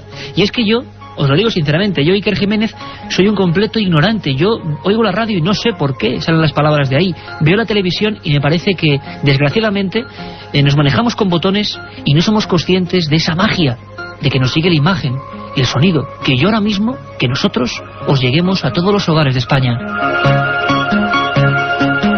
Esa es la magia de la tecnología y se la debemos a hombres que fueron pioneros, se la debemos a auténticos aventureros, algunos pagaron con su vida. Hablábamos de Giordano Bruno, quemado por la Inquisición por, reivindicar la libertad de pensamiento. Hablamos de otro olvidado, Andrew Cross, al que, quien tuvo la desgracia de descubrir un ácaro y pensaron que se entrometió con Dios, y ese fue su gran error. Hablamos en definitiva de misteriosos personajes, y hay uno en el ámbito de la ciencia que, curiosamente, fijaros, tengo una nota aquí, en 1943, después de su muerte, la Corte Suprema de Estados Unidos falló a favor de un hombre de origen serbio que provocó mucho tumulto en la época, llamado Nikola Tesla. Decían que algunas de las patentes, como por ejemplo los transmisores de energía eléctrica, la bombilla, la radio, ni más ni menos, pertenecían a Nikola Tesla, en contra de Marconi, que le registró después que él. Es decir, hay un personaje, dicen, que hizo 700 inventos, que se adelantó a todos y que sin embargo murió de forma extraña. Era un hombre que atacaba la ciencia, que no aceptaba normas. Era un hombre llamado Nikola Tesla, que hizo un invento que dicen que podía ser la gran arma de la historia, aunque él era un pacifista, curiosamente, el rayo de la muerte. ¿Queréis conocer la historia de este serbio misterioso? Vamos allá.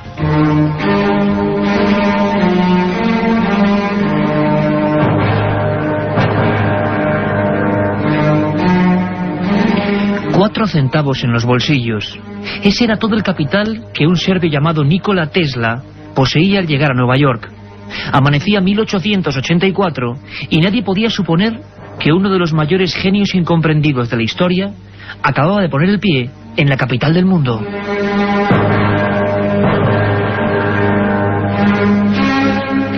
El laboratorio del célebre Thomas Alva Edison acogió al joven electrónico con los brazos abiertos.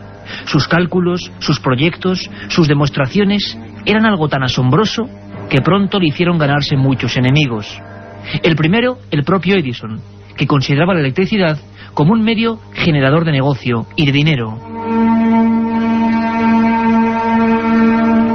Y es que el extraño Nikola Tesla era un utópico. Creía que el poder de esa maravilla mágica llamada electricidad podía servirse a la humanidad a coste cero, por medio de sencillos sistemas que él había ideado. Criticado por el mundillo científico, que veía en él a un peligroso visionario extranjero, se autodesterró y decidió abrir su propio laboratorio de experimentaciones.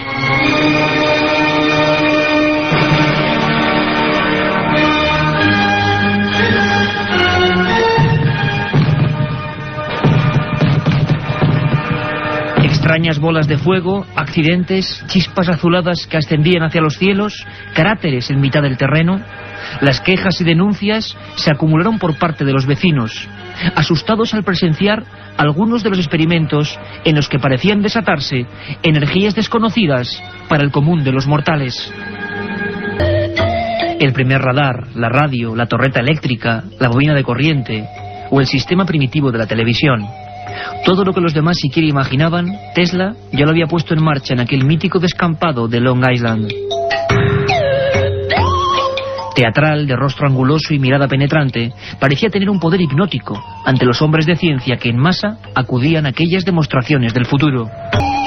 George Westinghouse, dueño del mayor imperio electrónico del mundo, era uno de los habituales y comprobó asombrado que el serbio no tenía apenas para comer. Por ello se ofrecía comprarle una de aquellas patentes, a cambio de unos miles de dólares, para poder seguir las investigaciones. Esa patente era, ni más ni menos, el primer sistema de corriente alterna, capaz de dar luz a millones de personas a un mismo tiempo.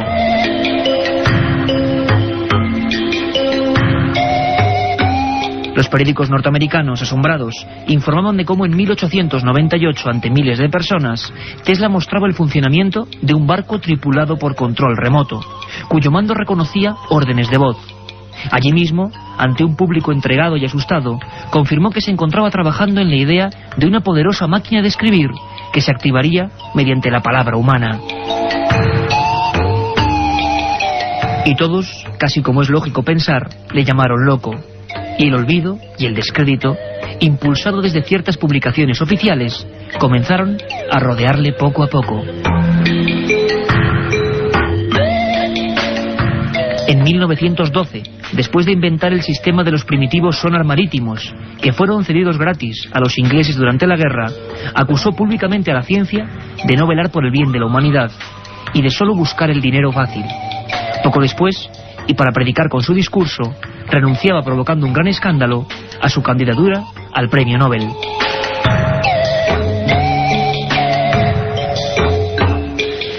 Sin embargo, a pesar de su aparente talante pacifista, sabemos, gracias a los pocos documentos que se han podido recuperar sobre su persona, que Tesla pasó años en busca de un extraño ingenio, que catalogó como rayo de la muerte. Un haz lumínico capaz, según él, de provocar explosiones gigantescas a distancia, y que iba a poner en marcha en una fecha concreta, el 30 de junio de 1908.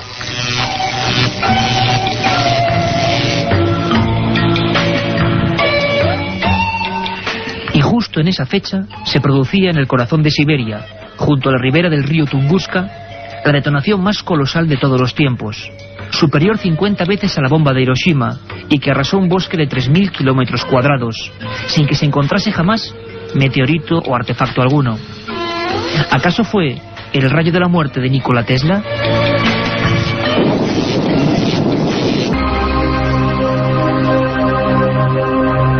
Escuchando imágenes. Menudo ejemplo, Carmen, el de científicos como Nikola Tesla. Decían que la ciencia o el establishment científico, ¿no? Le pasaba igual que a Giordano Bruno. Decían que estaban solo para servirse y no para servir, y fueron condenados. Pero el ejemplo cunde, ¿verdad? Y es bueno recordarlo. Por supuesto, Iker. Y tienes unos documentos de última hora sobre las profundidades del mar. Si hace apenas unas semanas hablábamos de aquel misterioso pulpo gigante de Chile, que ahora hay una gran polémica, porque por un lado varios ingenieros de ADN dicen que es un cachalote en estado de putrefacción, y sin embargo el Centro Biológico de Medio Ambiente de Chile dice que no puede ser. Por la polémica os iremos informando. Lo cierto es que, bueno, estas criaturas siguen apareciendo. Sabíamos que en Luarca, y allí lo perseguimos, allí estuvo Milenio 3 persiguiendo el calamar gigante, eran habituales, no tanto en aguas del estrecho, pero ha ocurrido en Cádiz, cerquita de Algeciras, ¿no? Concretamente en Tarifa, en la playa del Tejar. Esta noticia me recordaba a ese barco científico con el que exploramos las aguas de Luarca, con el que estuvimos allí pues con muchísimos buenos amigos, con zoólogos muy prestigiosos, y al que por desgracia no pudimos ver. Pero en este caso la Guardia Civil... Bueno, cuidado, lo vimos sacándolo del agua, ¿te acuerdas? Eso sí, estuvimos incluso con los micros dando en el calamar gigante, sí, que acaba de rescatar el barco. Eso luego uno no se acuerda, pero porque era todo muy deprisa, pero acabamos de sacar el reportaje, y los amigos que nos seguís desde el año pasado lo recordaréis, tocando con un micro, no sé si se ha hecho este micrófono amarillo, tocando el cuerpo del calamar gigante, y era impresionante ver salir ese monstruo izado por las grúas de los barcos. Y esto ha pasado en Cádiz, ¿no? En este caso el Seprona de la Guardia Civil de Tarifa ha localizado en la playa que he comentado antes del Tejar, en la localidad de Tarifa, Cádiz, una especie de calamar gigante, un Architeutis dux. Tiene 5,14 metros de longitud y un total de 45 kilogramos de peso. Nos lo cuenta todo nuestra compañera Belén Vivanco desde Radio Algeciras. En la playa tarifeña del Tejar, el Seprona de la Guardia Civil ha encontrado un calamar gigante de 5,14 metros de longitud y 45 kilos. Es el primero de estas características del que se tiene conocimiento en 23 años en aguas del estrecho. Tras recoger muestra de su tejido, ventosas, pico y estómago, esta hembra inmadura de calamar gigante ha sido congelada para trasladarla al Centro Oceanográfico de Málaga. Allí será estudiado y pasará a formar parte de su colección de organismos marinos. Es el tercer ejemplar del que se tiene constancia en el mar Mediterráneo.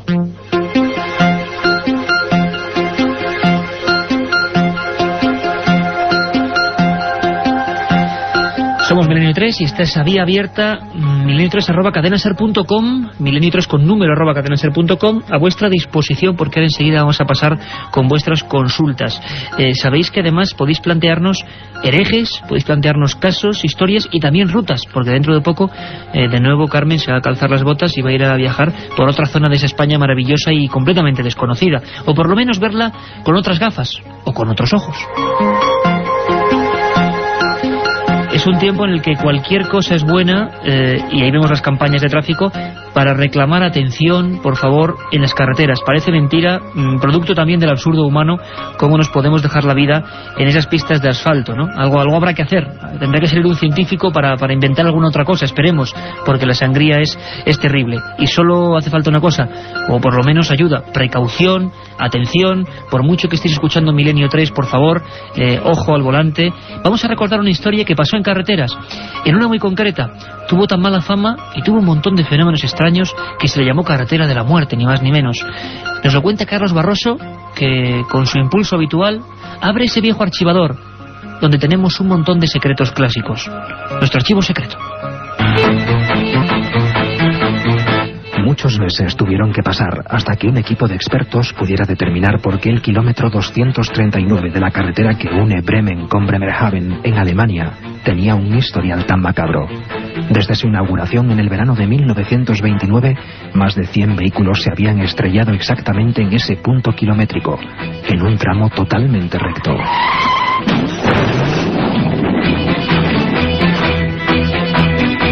Aquellos que lograron sobrevivir habían declarado ante las autoridades que al pasar por allí sintieron una fuerza extraña que les empujó fuera de la carretera sin que pudieran hacer nada para impedirlo. Los vecinos creían que un demonio era el culpable de los accidentes. Un vidente local señaló que posiblemente los siniestros podrían estar provocados por una corriente magnética subterránea. Propuso un método para acabar con ella: enterrar una caja de cobre bajo la carretera, con varios pedazos también de cobre en su interior, en forma de estrella. La caja permaneció enterrada durante una semana y en ese periodo no se produjo ningún accidente. Al ser extraída para comprobar si el método había tenido algo que ver con el final de los siniestros, los 3 primeros vehículos que pasaron por el kilómetro 239 se estrellaron nuevamente. Así que las autoridades decidieron volver a enterrar la caja por siempre jamás. En cualquier caso, para calmar a los vecinos, un sacerdote también acudió a exorcizar la carretera.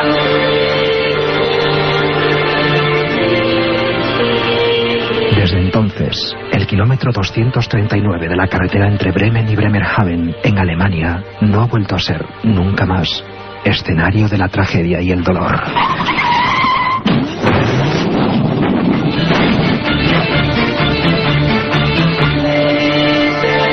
Un programa que se sumerge en el otro lado de la realidad. Milenio 3, con Iker Jiménez y todo su equipo en la SER.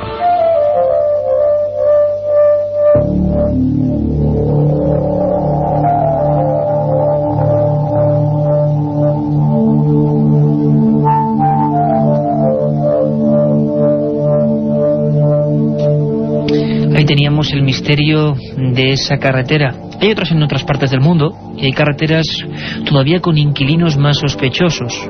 Por ejemplo, sombras. ¿Y quién no ha oído hablar de esa misteriosa mujer de la autopista? Leyenda urbana, en realidad, os prometo un programa solo sobre esas historias que, con la velocidad de un chiste o de un rumor, recorren España y el mundo. Sabremos dónde surgió esa historia, quiénes fueron los protagonistas y casos españoles, os lo prometo, con personas de carne y hueso, no un amigo de un amigo, que se ha encontrado con la misteriosa autoestopista.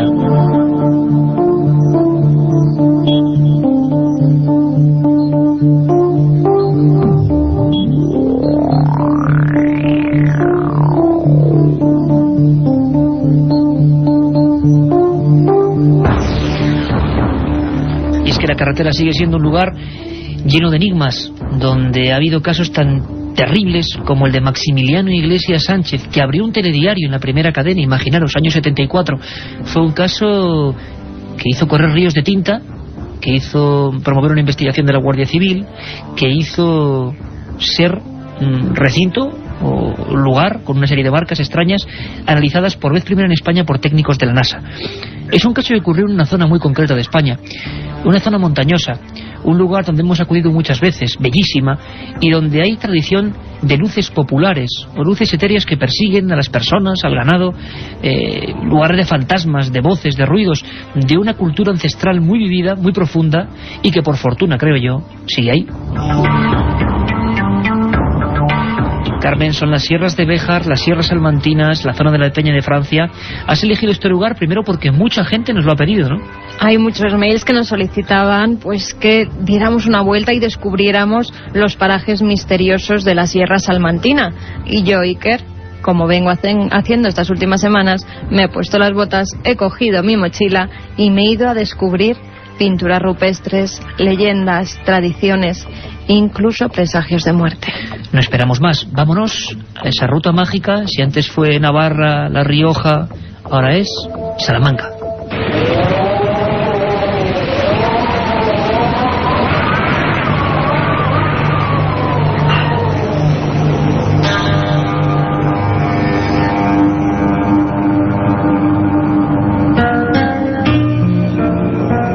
Buenas noches, viajeros. La ruta que emprenderemos hoy nos llevará a conocer los misterios de la Sierra Salmantina. Nuestra primera parada será la Peña de Francia, enclave extraño donde se alza el santuario de la Virgen Morena.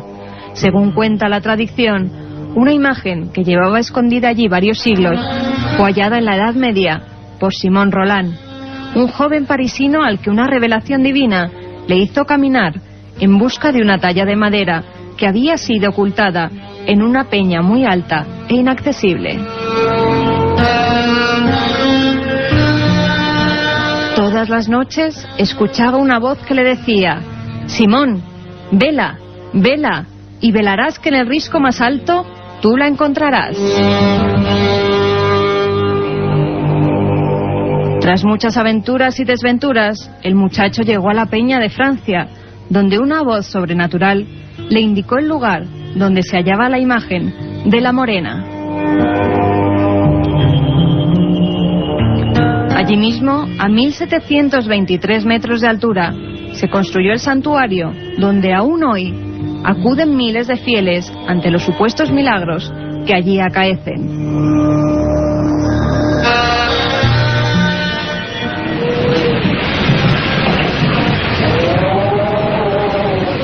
Situado en el sur de la provincia, encontraremos uno de los parajes de mayor tranquilidad y sosiego, cuyo dicho medieval, estar en las Batuecas, ha transcurrido hasta nuestros días para significar que nos encontramos en un trance o ensoñación.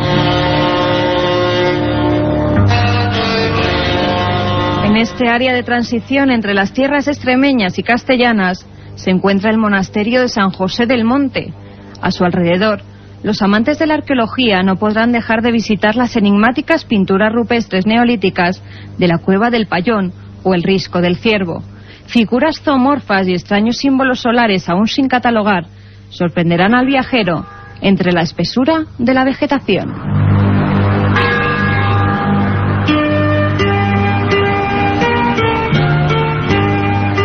Por estos lares ocurrió uno de los casos más sorprendentes de la casuística ovni. Un suceso que por primera vez encabezó el telediario en su primera edición.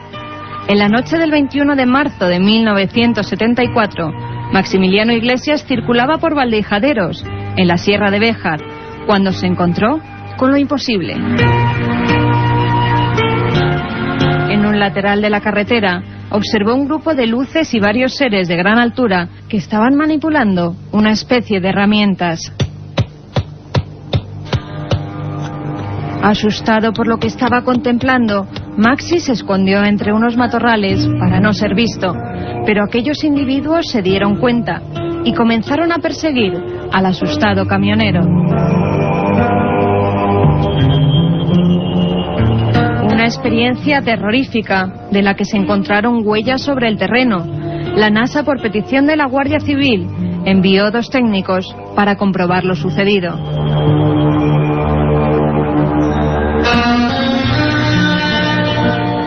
Y terminaremos nuestra ruta en La Alberca, enclave fortificado medieval, donde el tiempo parece no haber transcurrido desde hace siglos.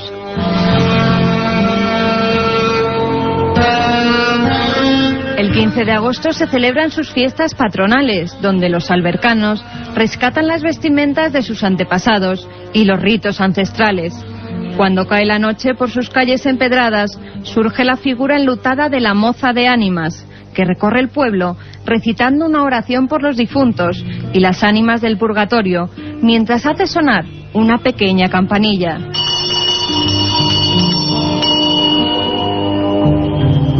La leyenda dice que un día de invierno una gran nevada impidió que la moza saliera y a medianoche la esquila comenzó a blandir ella sola. Su sonido llegó hasta los muros de la iglesia, donde se encuentra una hornacina que contiene 2 calaveras. Esta nos recuerda que un día tenemos que morir.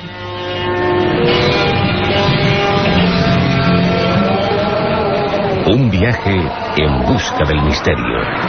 Milenio 3, en la SER. Y cuando nuestro compañero Juan Carlos Ingelmo pone esta música, significa, lo decimos siempre, que estamos ya en la recta final. Espero que disfrutéis, que hayáis disfrutado de esta España completamente ignota. Quizá podamos ver de otra forma lugares que no son incluso conocidos. Desde luego, un saludo para todos los amigos de la Alberca, de la Sierra de Béjar, de la Peña de Francia. Qué lugar más enigmático. Espero que estén más fresquitos que nosotros ahora aquí en Madrid, pero sin duda uno de los enclaves mágicos más poderosos de este país. Herejes, rutas, noticias, documentos, testimonios y ahora, por supuesto, algo esencial. Vuestras preguntas, Carmen, las han enviado al milenio3@cadenaser.com y nos es imposible, por supuesto, nunca dar todas, pero vamos seleccionando, ¿no? También, ante todo, dar las gracias a todos esos amigos que nos habéis enviado cartas a Milenio 3, Cadena Ser, Gran Vía 32, octava planta, 28013 de Madrid. Repite, Carmen, porque la gente quiere enviarnos un montón de cosas y vamos a ver si pueden tomar lápiz y papel. Programa Milenio 3, Cadena Ser, Gran Vía 32, octava planta, 28013 de Madrid. Mientras hacíamos el programa, a través del mail, Eduardo Bidondo nos ha escrito y nos dice: hola, soy un oyente navarro de 15 añitos y a pesar de mi edad me interesan mucho los temas de posesiones o de sucesos como el del bar. Mi pregunta es, ¿existe alguna forma exacta de identificar un espíritu? Y si existe, ¿hay alguna forma de lograr que el ente se vaya? Que sepamos, el hombre todavía no ha podido identificar nunca un espíritu. O sea que, bueno, estamos en ello. Solo tenemos indicios y cosas extrañas. Pero te aseguro que todavía hoy nadie ha podido conocer, saber, identificar su naturaleza.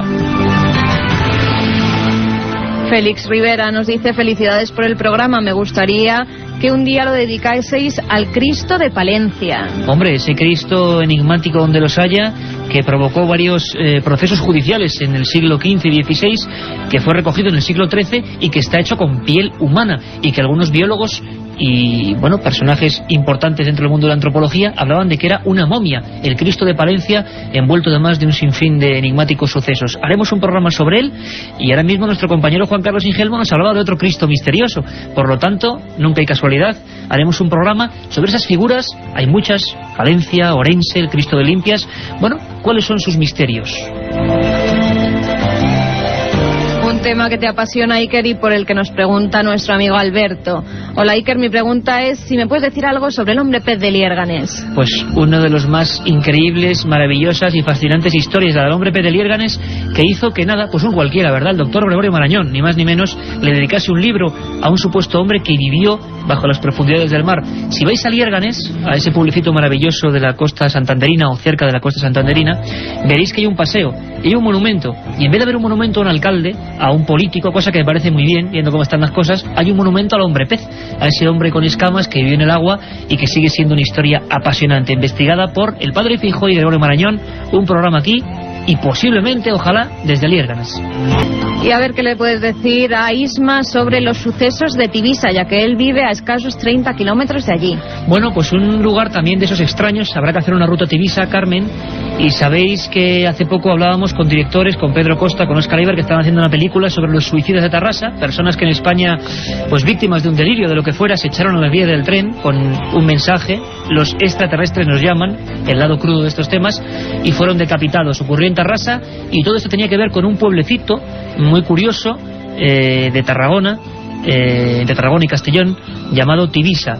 Un montón de historias que analizaremos. No hay tiempo para más, Carmen. Un abrazo muy fuerte. Nos vemos mañana. Buenas noches, Iker. Mañana nos vemos aquí a las 10 de la noche y luego a las 3 de la madrugada. Con un programa muy fuerte. Os dejamos con una frase para la reflexión y con los servicios informativos de la cadena SER. Un abrazo.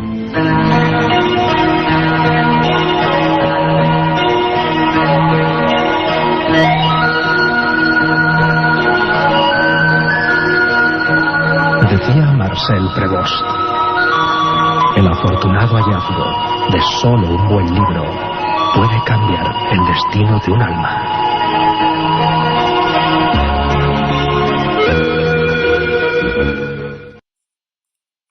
Milenio 3, estamos ya en el estudio 1, en esa penumbra particular y habitual de este programa. Todo un equipo compuesto por Katia Rocha, Carmen Porter, Carlos Barroso, este que os habla, Iker Jiménez, y hoy nuestro lugarteniente particular, Javier Rodríguez, a los mandos técnicos de esta nave de misterio y de palabras. Tengo en mis manos un documento, un acta de defunción y unas declaraciones. Las realizaba Clavius Narcís en septiembre de 1980. Era una entrevista realizada por la policía haitiana y decía lo siguiente. Esta declaración dio la vuelta al mundo y sobre todo es pública gracias al trabajo de un profesor de Harvard llamado Watt Davis, que encontró a esta persona.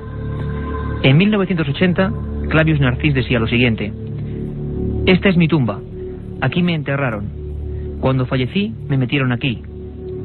Yo morí el 3 de mayo de 1962 y fui enterrado al día siguiente. Me metieron aquí debajo y estuve más de 2 días sepultado. Después vinieron a buscarme. Me llamaron. Oí que decían, levántate. Y salí contestando a los que me llamaban. Después me tuvieron trabajando 2 años y 9 meses en una plantación. Clavius Narcís, según la ciencia médica, podía ser el único caso de zombificación. Esa especie de mito que el cine ha desvirtuado un poco con personajes grotescos, pero que en algunos países parece que existe, que a día de hoy, en el siglo XXI, en el tiempo de los trenes de alta velocidad, de la informática, de Internet, de los satélites, sigue habiendo personas que creen que les pueden robar el alma. Sigue habiendo brujos capaces, con el llamado polvo zombie, de crear catalepsia en algunas personas y luego desenterrarlos para trabajar como esclavos. Un mundo de tinieblas que a veces la ficción ha maltratado. Pero hoy, con reporteros y periodistas españoles que estuvieron entre esas gentes durante años trabajando, vamos a intentar arrojar luz sobre este pequeño universo de tinieblas. Y es un placer para mí saludar a un amigo, presidente de la Asociación Geográfica Antropológica Española, productor de documentales de televisión española y corresponsal de guerra. Ha estado en más de 100 lugares remotos y extraños del planeta, guerras, batallas y también a veces la batalla de lo misterioso que últimamente le ha atrapado. Juanjo Revenga, buenas noches y bienvenido a Milenio 3. Hola Iker, buenas noches. Aquí estamos a intentar, como tú bien has dicho, dar un poco de luz al fenómeno zombie y todo lo que oculta, realidades, mentiras, pero que ahí está, que existe. Hay una cosa, Juanjo, importante, y que seguro que toda la magnífica audiencia de este programa quiere saber desde ya. ¿Producto de la fantasía, producto de la incultura o profunda realidad que en algunos países del planeta ocurre? Claramente se puede decir que esto existe. Es un fenómeno religioso que a través del vudú, una parte que trajeron los Fon, los Yoruba, llevaron al Caribe, donde se creó el fenómeno más fuerte de vudú, y ahí nació el zombie. Nació el zombie, que es una palabra que quiere decir en congoleño diablo, directamente, ¿no? Esto se trata de quitarle la voluntad a una persona a través, pues, de hechizos, conjuros, los polvos, famosos polvos zombie o pudre, como les llaman ellos, ¿no? Es hacerlos a base de huesos de muerto, el veneno del pez globo, la tetrodonticina, el veneno más potente que existe. 500 veces más potente que el cianuro y 60.000 más potente que la cocaína, según los últimos estudios. Exactamente, es algo que puede dejar a una persona, simplemente con soplárselo o que camine sobre ellos, no hace falta más, puede dejar a una persona con 2 pulsaciones por minuto, y con lo cual no necesita oxígeno. Al no necesitar oxígeno puedes meterlo en un ataúd y estar viviendo una semana ahí dentro. A mí me gustaría preguntarte una cosa, Juanjo, además en este ambiente que ahora tenemos y que seguro que se está trasladando a muchos lugares de España y del mundo. Sabéis que hay una dirección donde nos podéis escribir todo tipo de sugerencias, de peticiones, de críticas, de alabanzas, lo que os dé a la gana. Milenio3 con número @cadenaser.com, milenio3 @cadenaser.com. Juanjo, a mí me estaban dando ganas de hacerte una pregunta, quizá un poco personal. A ti, en tus reportajes para Televisión Española, te han llegado a soplar ese polvo zombie, ¿verdad? Hemos tenido experiencias de todo tipo. Una de ellas me ocurrió pues en un viaje que quizás me metí demasiado ya en su mundo, aparte el equipo, aparte todo, y estuve viajando por las montañas haitianas en la búsqueda de una respuesta, ¿no?, de la realidad. El mundo cambia completamente. Allí esas gentes que habitan, pues bueno, no han tenido tratos pues jamás con el hombre blanco, ¿no?, aparte de los esclavos. Y bien, cada vez que llegas a un pueblo te miran, hay problemas, estás solo, hasta en un lugar que se me acercó un señor, un hombre mayor, con el pelo blanco, un gran sombrero de paja, un bastón lleno con formas ofídicas, se sentó frente a mí y me dijo: ¿tú qué buscas? Aquí nadie viene por nada. Viendo que claramente aquí se sabe lo que hay, yo le dije: mire, yo estoy buscando la realidad del zombie, del poder del bokor, del brujo. Estoy buscando si esto existe o si no puede existir en esta cultura. Simplemente me dijo: espérate, esta noche vendré a buscarte. Y esa noche ocurrió algo, ¿verdad, Juanjo? Algo bastante fuerte e inolvidable. Vamos a escucharlo muy atentamente. La otra realidad. Milenio 3, en la cadena SER. Aparte de gozosos, dolorosos, gloriosos, los misterios de la Iglesia son sorprendentes e inexplicables. La periodista Carmen Porter te ayuda a desvelarlos en Misterios de la Iglesia, una obra que saca a la luz los episodios más impactantes del fenómeno religioso. Exorcismos, apariciones, cuerpos incorruptos, estigmas. Misterios de la Iglesia, de Carmen Porter, publicado por Editorial Edad. La otra realidad. Fenómenos extraños. Misterios sin resolver. Milenio 3. En la SER.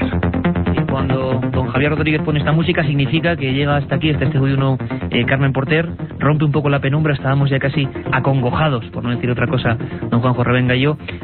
Carmen, novedades importantes, sobre todo vamos a centrarnos, sabéis que tenéis un programa de 3 a 4, como todas las semanas, con un montón de cosas, leyendas, viajes, personajes, noticias. Pero me gustaría centrarme porque hay un montón de especiales.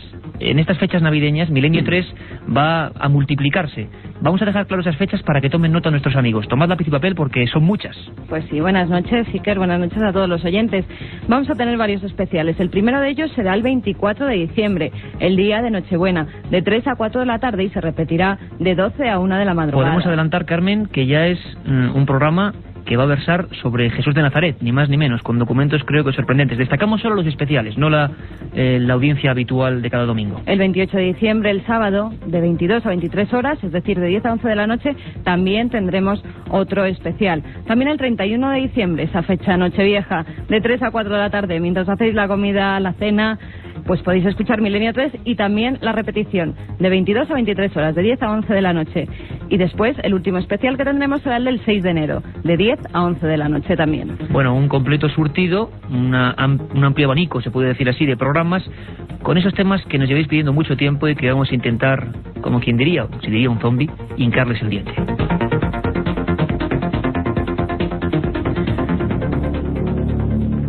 Juanjo Revenga, vamos a escuchar un sonido muy especial, quizá desagradable para muchos oyentes, siempre perteneciente a la realidad de estos temas, en este caso algo entre el misterio y la pura antropología. Tú has pasado todo tipo de peripecias grabando durante años en estos países. En este caso nos vamos directamente con la magia de la radio hasta Haití. Y allí escuchamos unos sonidos, como decimos, fuertes, tremendos, rotundos. Vamos a escuchar, Juanjo.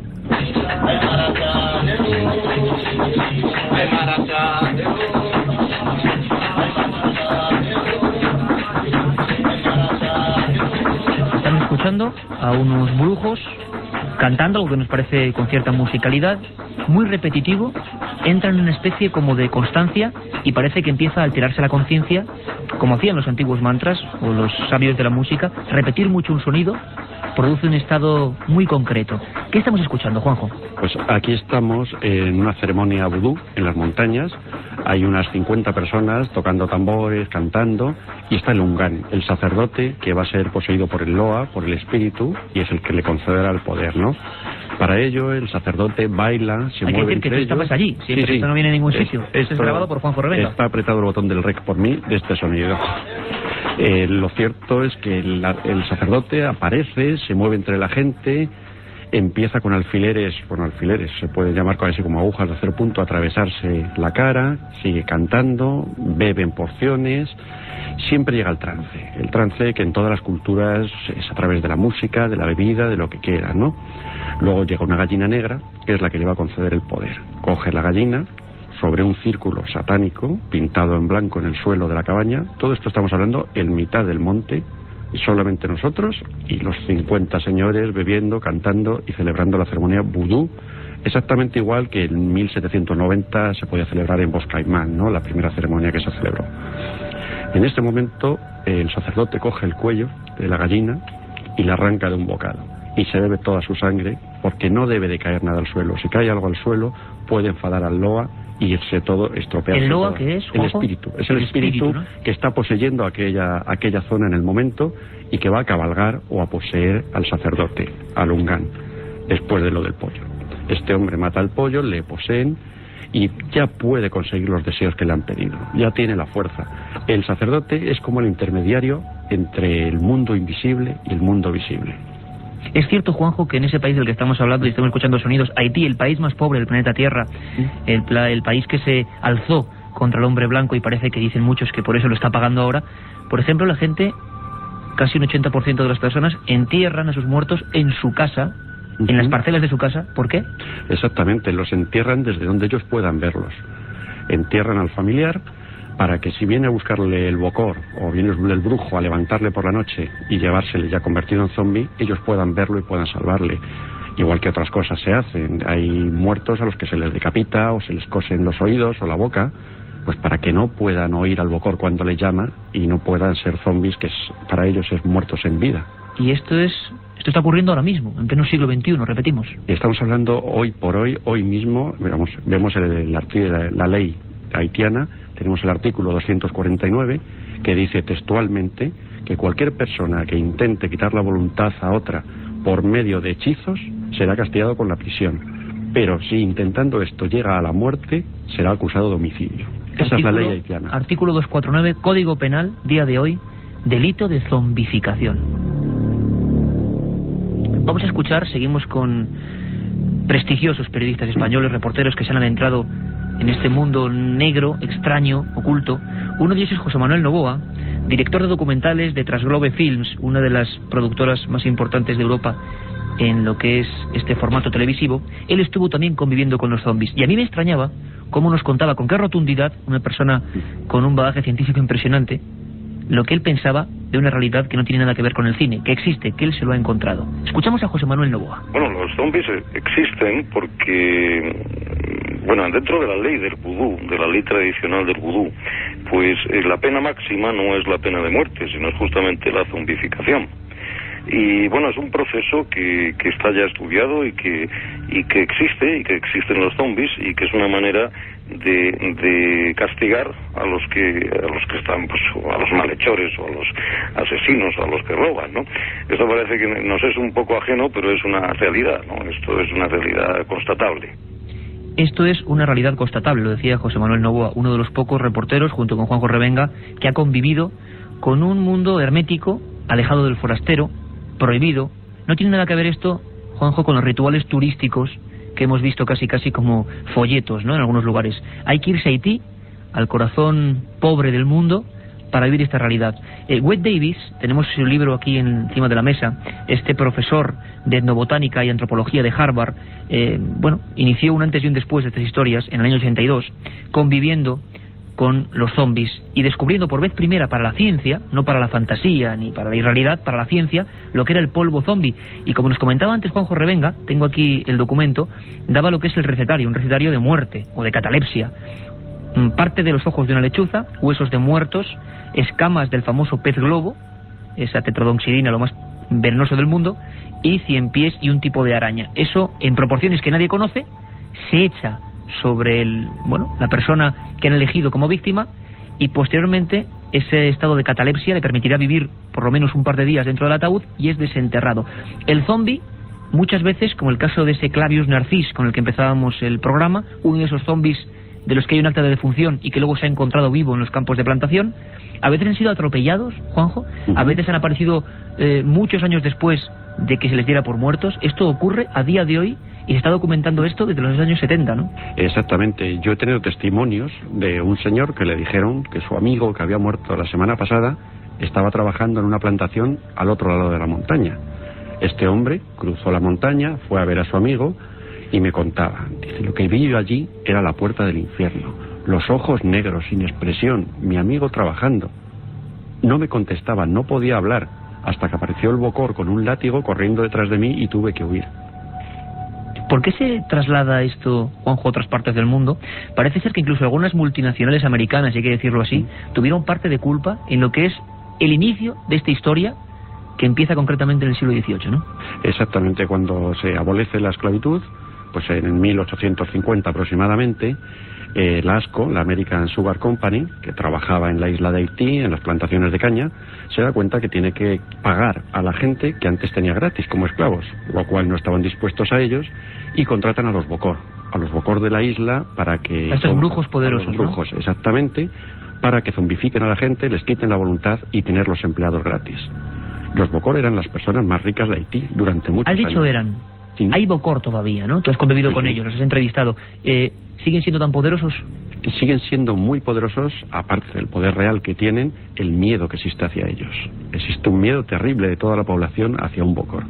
Vamos a irnos de nuevo con la magia de las ondas, de la cadena SER, en este caso a esa frontera muy complicada entre República Dominicana y Haití, para escuchar otro sonido, el sonido de lo que para ellos es una auténtica maldición.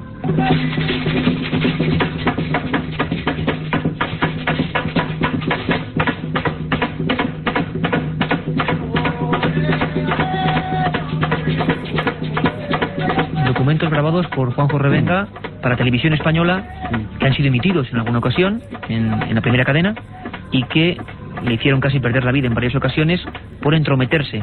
Lo conseguiste, pudiste permanecer dentro de sus rituales, pero ¿qué es esto exactamente? ¿Qué diferencia hay, por ejemplo, con lo que escuchábamos antes, Juanjo?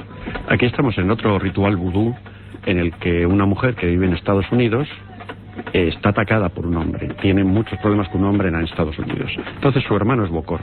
El hermano en esta ceremonia está lanzando una maldición hacia la persona que está molestando. Esta persona va a desaparecer del mundo y de la vida de la hermana. Puede parecer que, bueno, pues es un ritual ancestral, lo creen y no tiene ningún poder. Yo con esta mujer hablé pues tiempo más tarde, le envié unas fotos de la ceremonia, me contestó con un email, simplemente me decía, soy feliz, no tengo nadie a mi lado.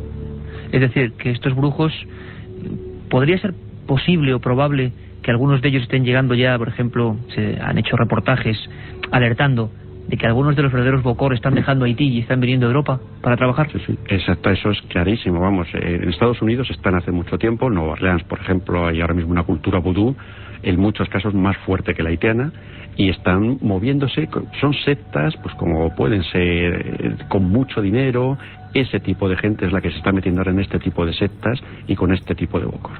Watt Davis, ese profesor de Harvard, en ese magnífico libro hablaba de por lo menos 25 casos concretos de gente enterrada y desenterrada, encontrada como esclavos sin conciencia, con el sistema neuronal destrozado, pensando ellos mismos que están en un mundo de tinieblas. Hay que pensar que no estamos hablando de España, de Europa, de América, estamos hablando de un lugar donde la creencia desde que se es niño es total. Ese zombie, en un estado gravísimo a nivel neurológico, es despertado, ve a un hombre con caretas en plena noche, se lo lleva a esa plantación y parece ser que él cree durante muchos años, hasta que intenta escapar, que está en ese mundo de pesadilla, ese mundo de tinieblas, que es ser atrapado a nivel zombie. ¿Hay alguna forma para acabar con estos seres. Tú decías que en Haití las familias entierran a sus difuntos en casa, les cosen los oídos, les cosen la boca, les decapitan. Se dice incluso que la sal, casi como si fuera una maldición digna de los vampiros o de las leyendas de vampiros, es lo que les hace daño realmente, ¿no? Exactamente. Únicamente puede terminar con un zombi la sal. Si un zombi la prueba, corre automáticamente hacia su tumba y ningún hechicero puede sacarle de allí. Yo voy a contar un pequeño secreto que tiene mucho que ver con la cadena SER, no voy a dar nombres, pero personas importantes de esta cadena y algunos técnicos magníficos me hablaban de sus reportajes en Haití y de cómo ellos en la carretera se habían encontrado con estos individuos que no tenían nombre, que no tenían pasado, que andaban vagando como monstruos. Le preguntamos también a José Manuel Novoa, director de documentales de Trasglobe, si él había visto a los zombies. Y luego te lo voy a preguntar a ti, Juanjo.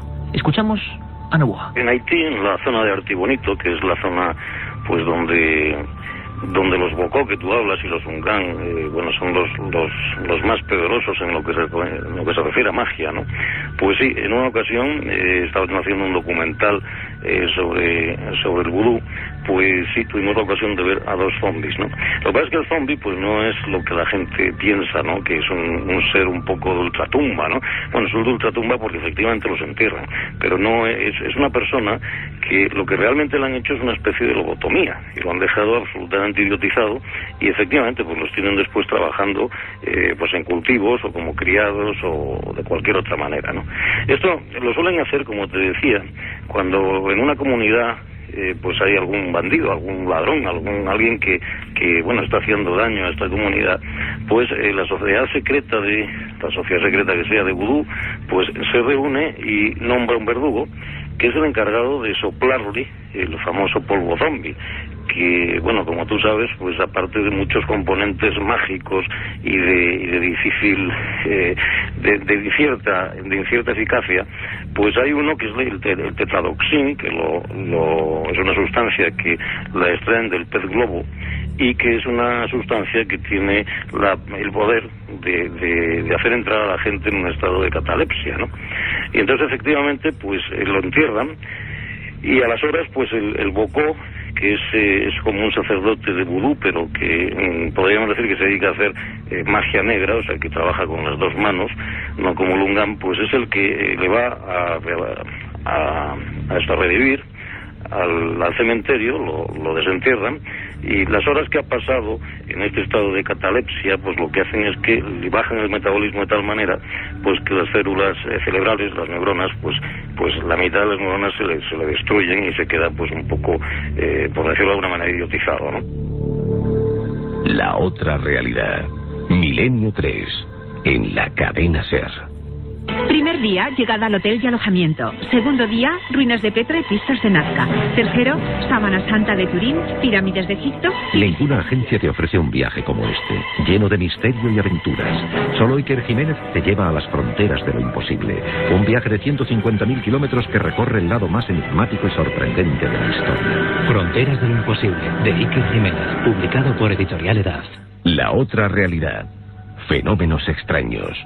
Misterios sin resolver. Milenio 3. Don José Manuel Novoa, que nos contaba de una forma, lo hablábamos aquí, rotunda, directa, sin ambajes, sin posibilidad de ficcionizar, si se puede decir el palabra, sobre su experiencia viendo a dos supuestos zombies. Aquí siempre en Milenio 3 sabéis que no decimos ni que sí ni que no. Traemos a los verdaderos especialistas. Y hay mucha gente hablando de estos temas que da la impresión de que son cuando menos locos de atar. Es muy diferente tratarlo con periodistas, reporteros, trabajadores del mundo del documental científico que, bueno, casi por un enamoramiento con el misterio se han dedicado a meterse en este mundo. Personas que, en muchos casos, como Juanjo Revenga o José Manuel Novoa, no creían en nada de esto, pero lo han visto con sus propios ojos. Vamos a escuchar otro sonido que nos has traído. En este caso viajamos hasta África. Porque, una cosa, Juanjo, de Haití se pasa a África a través de los esclavos, ¿no? No, fue al revés. De África nació y se fue a Haití, exactamente. Nació en Benín, el actual Benín, y en Nigeria. Es donde nacieron los primeros. Sin embargo, parece ser que en África es más suave. Que en Haití se ha convertido en algo maligno y, de verdad, dicen ellos, demoníaco, ¿no? Exacto, es que en África es más inocente. El negro africano es un hombre inocente, pero sin embargo, cuando le traspasamos al Caribe, ya es el negro dolido, le han hecho daño, le han separado de su familia y lo único que busca es venganza. Vamos a escuchar este sonido, nos lo pone Javier Rodríguez.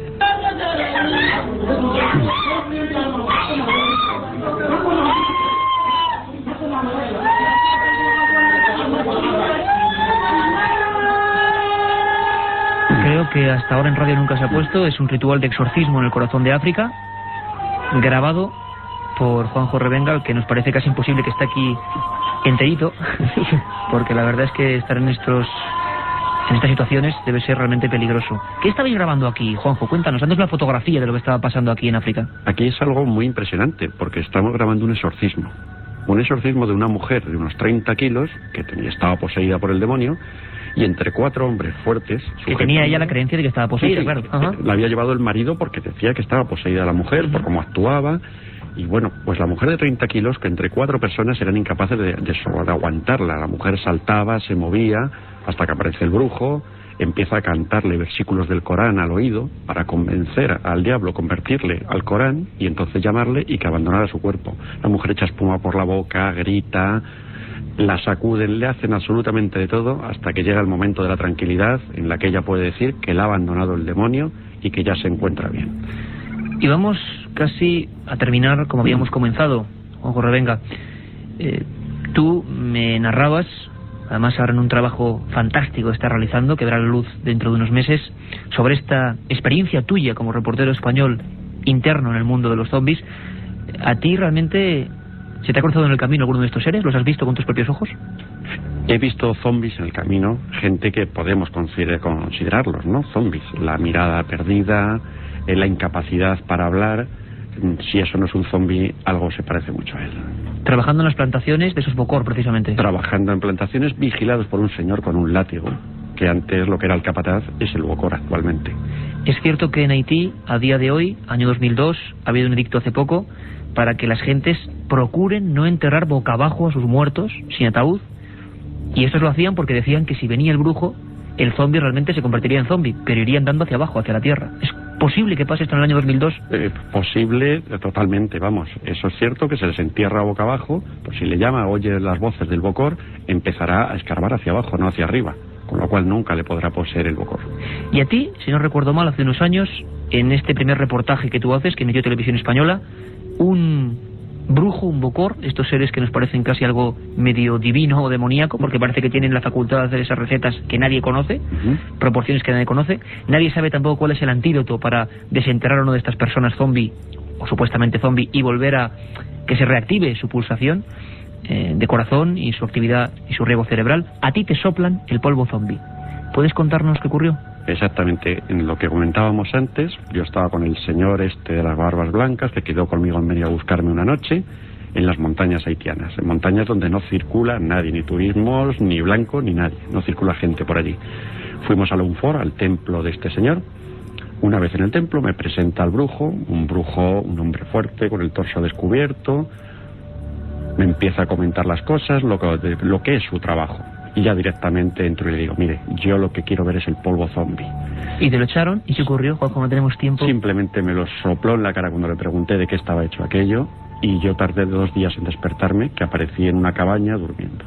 ¿No sabías nada de lo que había pasado en esos 2 días? Nada. No sé lo que había pasado, tampoco quise averiguar y me marché de aquel pueblo sin más. Y casi mejor no saberlo. La experiencia de Juanjo Revenga, de José Manuel Novoa, hoy en Milenio 3 hemos intentado caminar en un mundo prohibido y tabú, el mundo de los zombies. Nos vemos dentro de poquito en Nochebuena.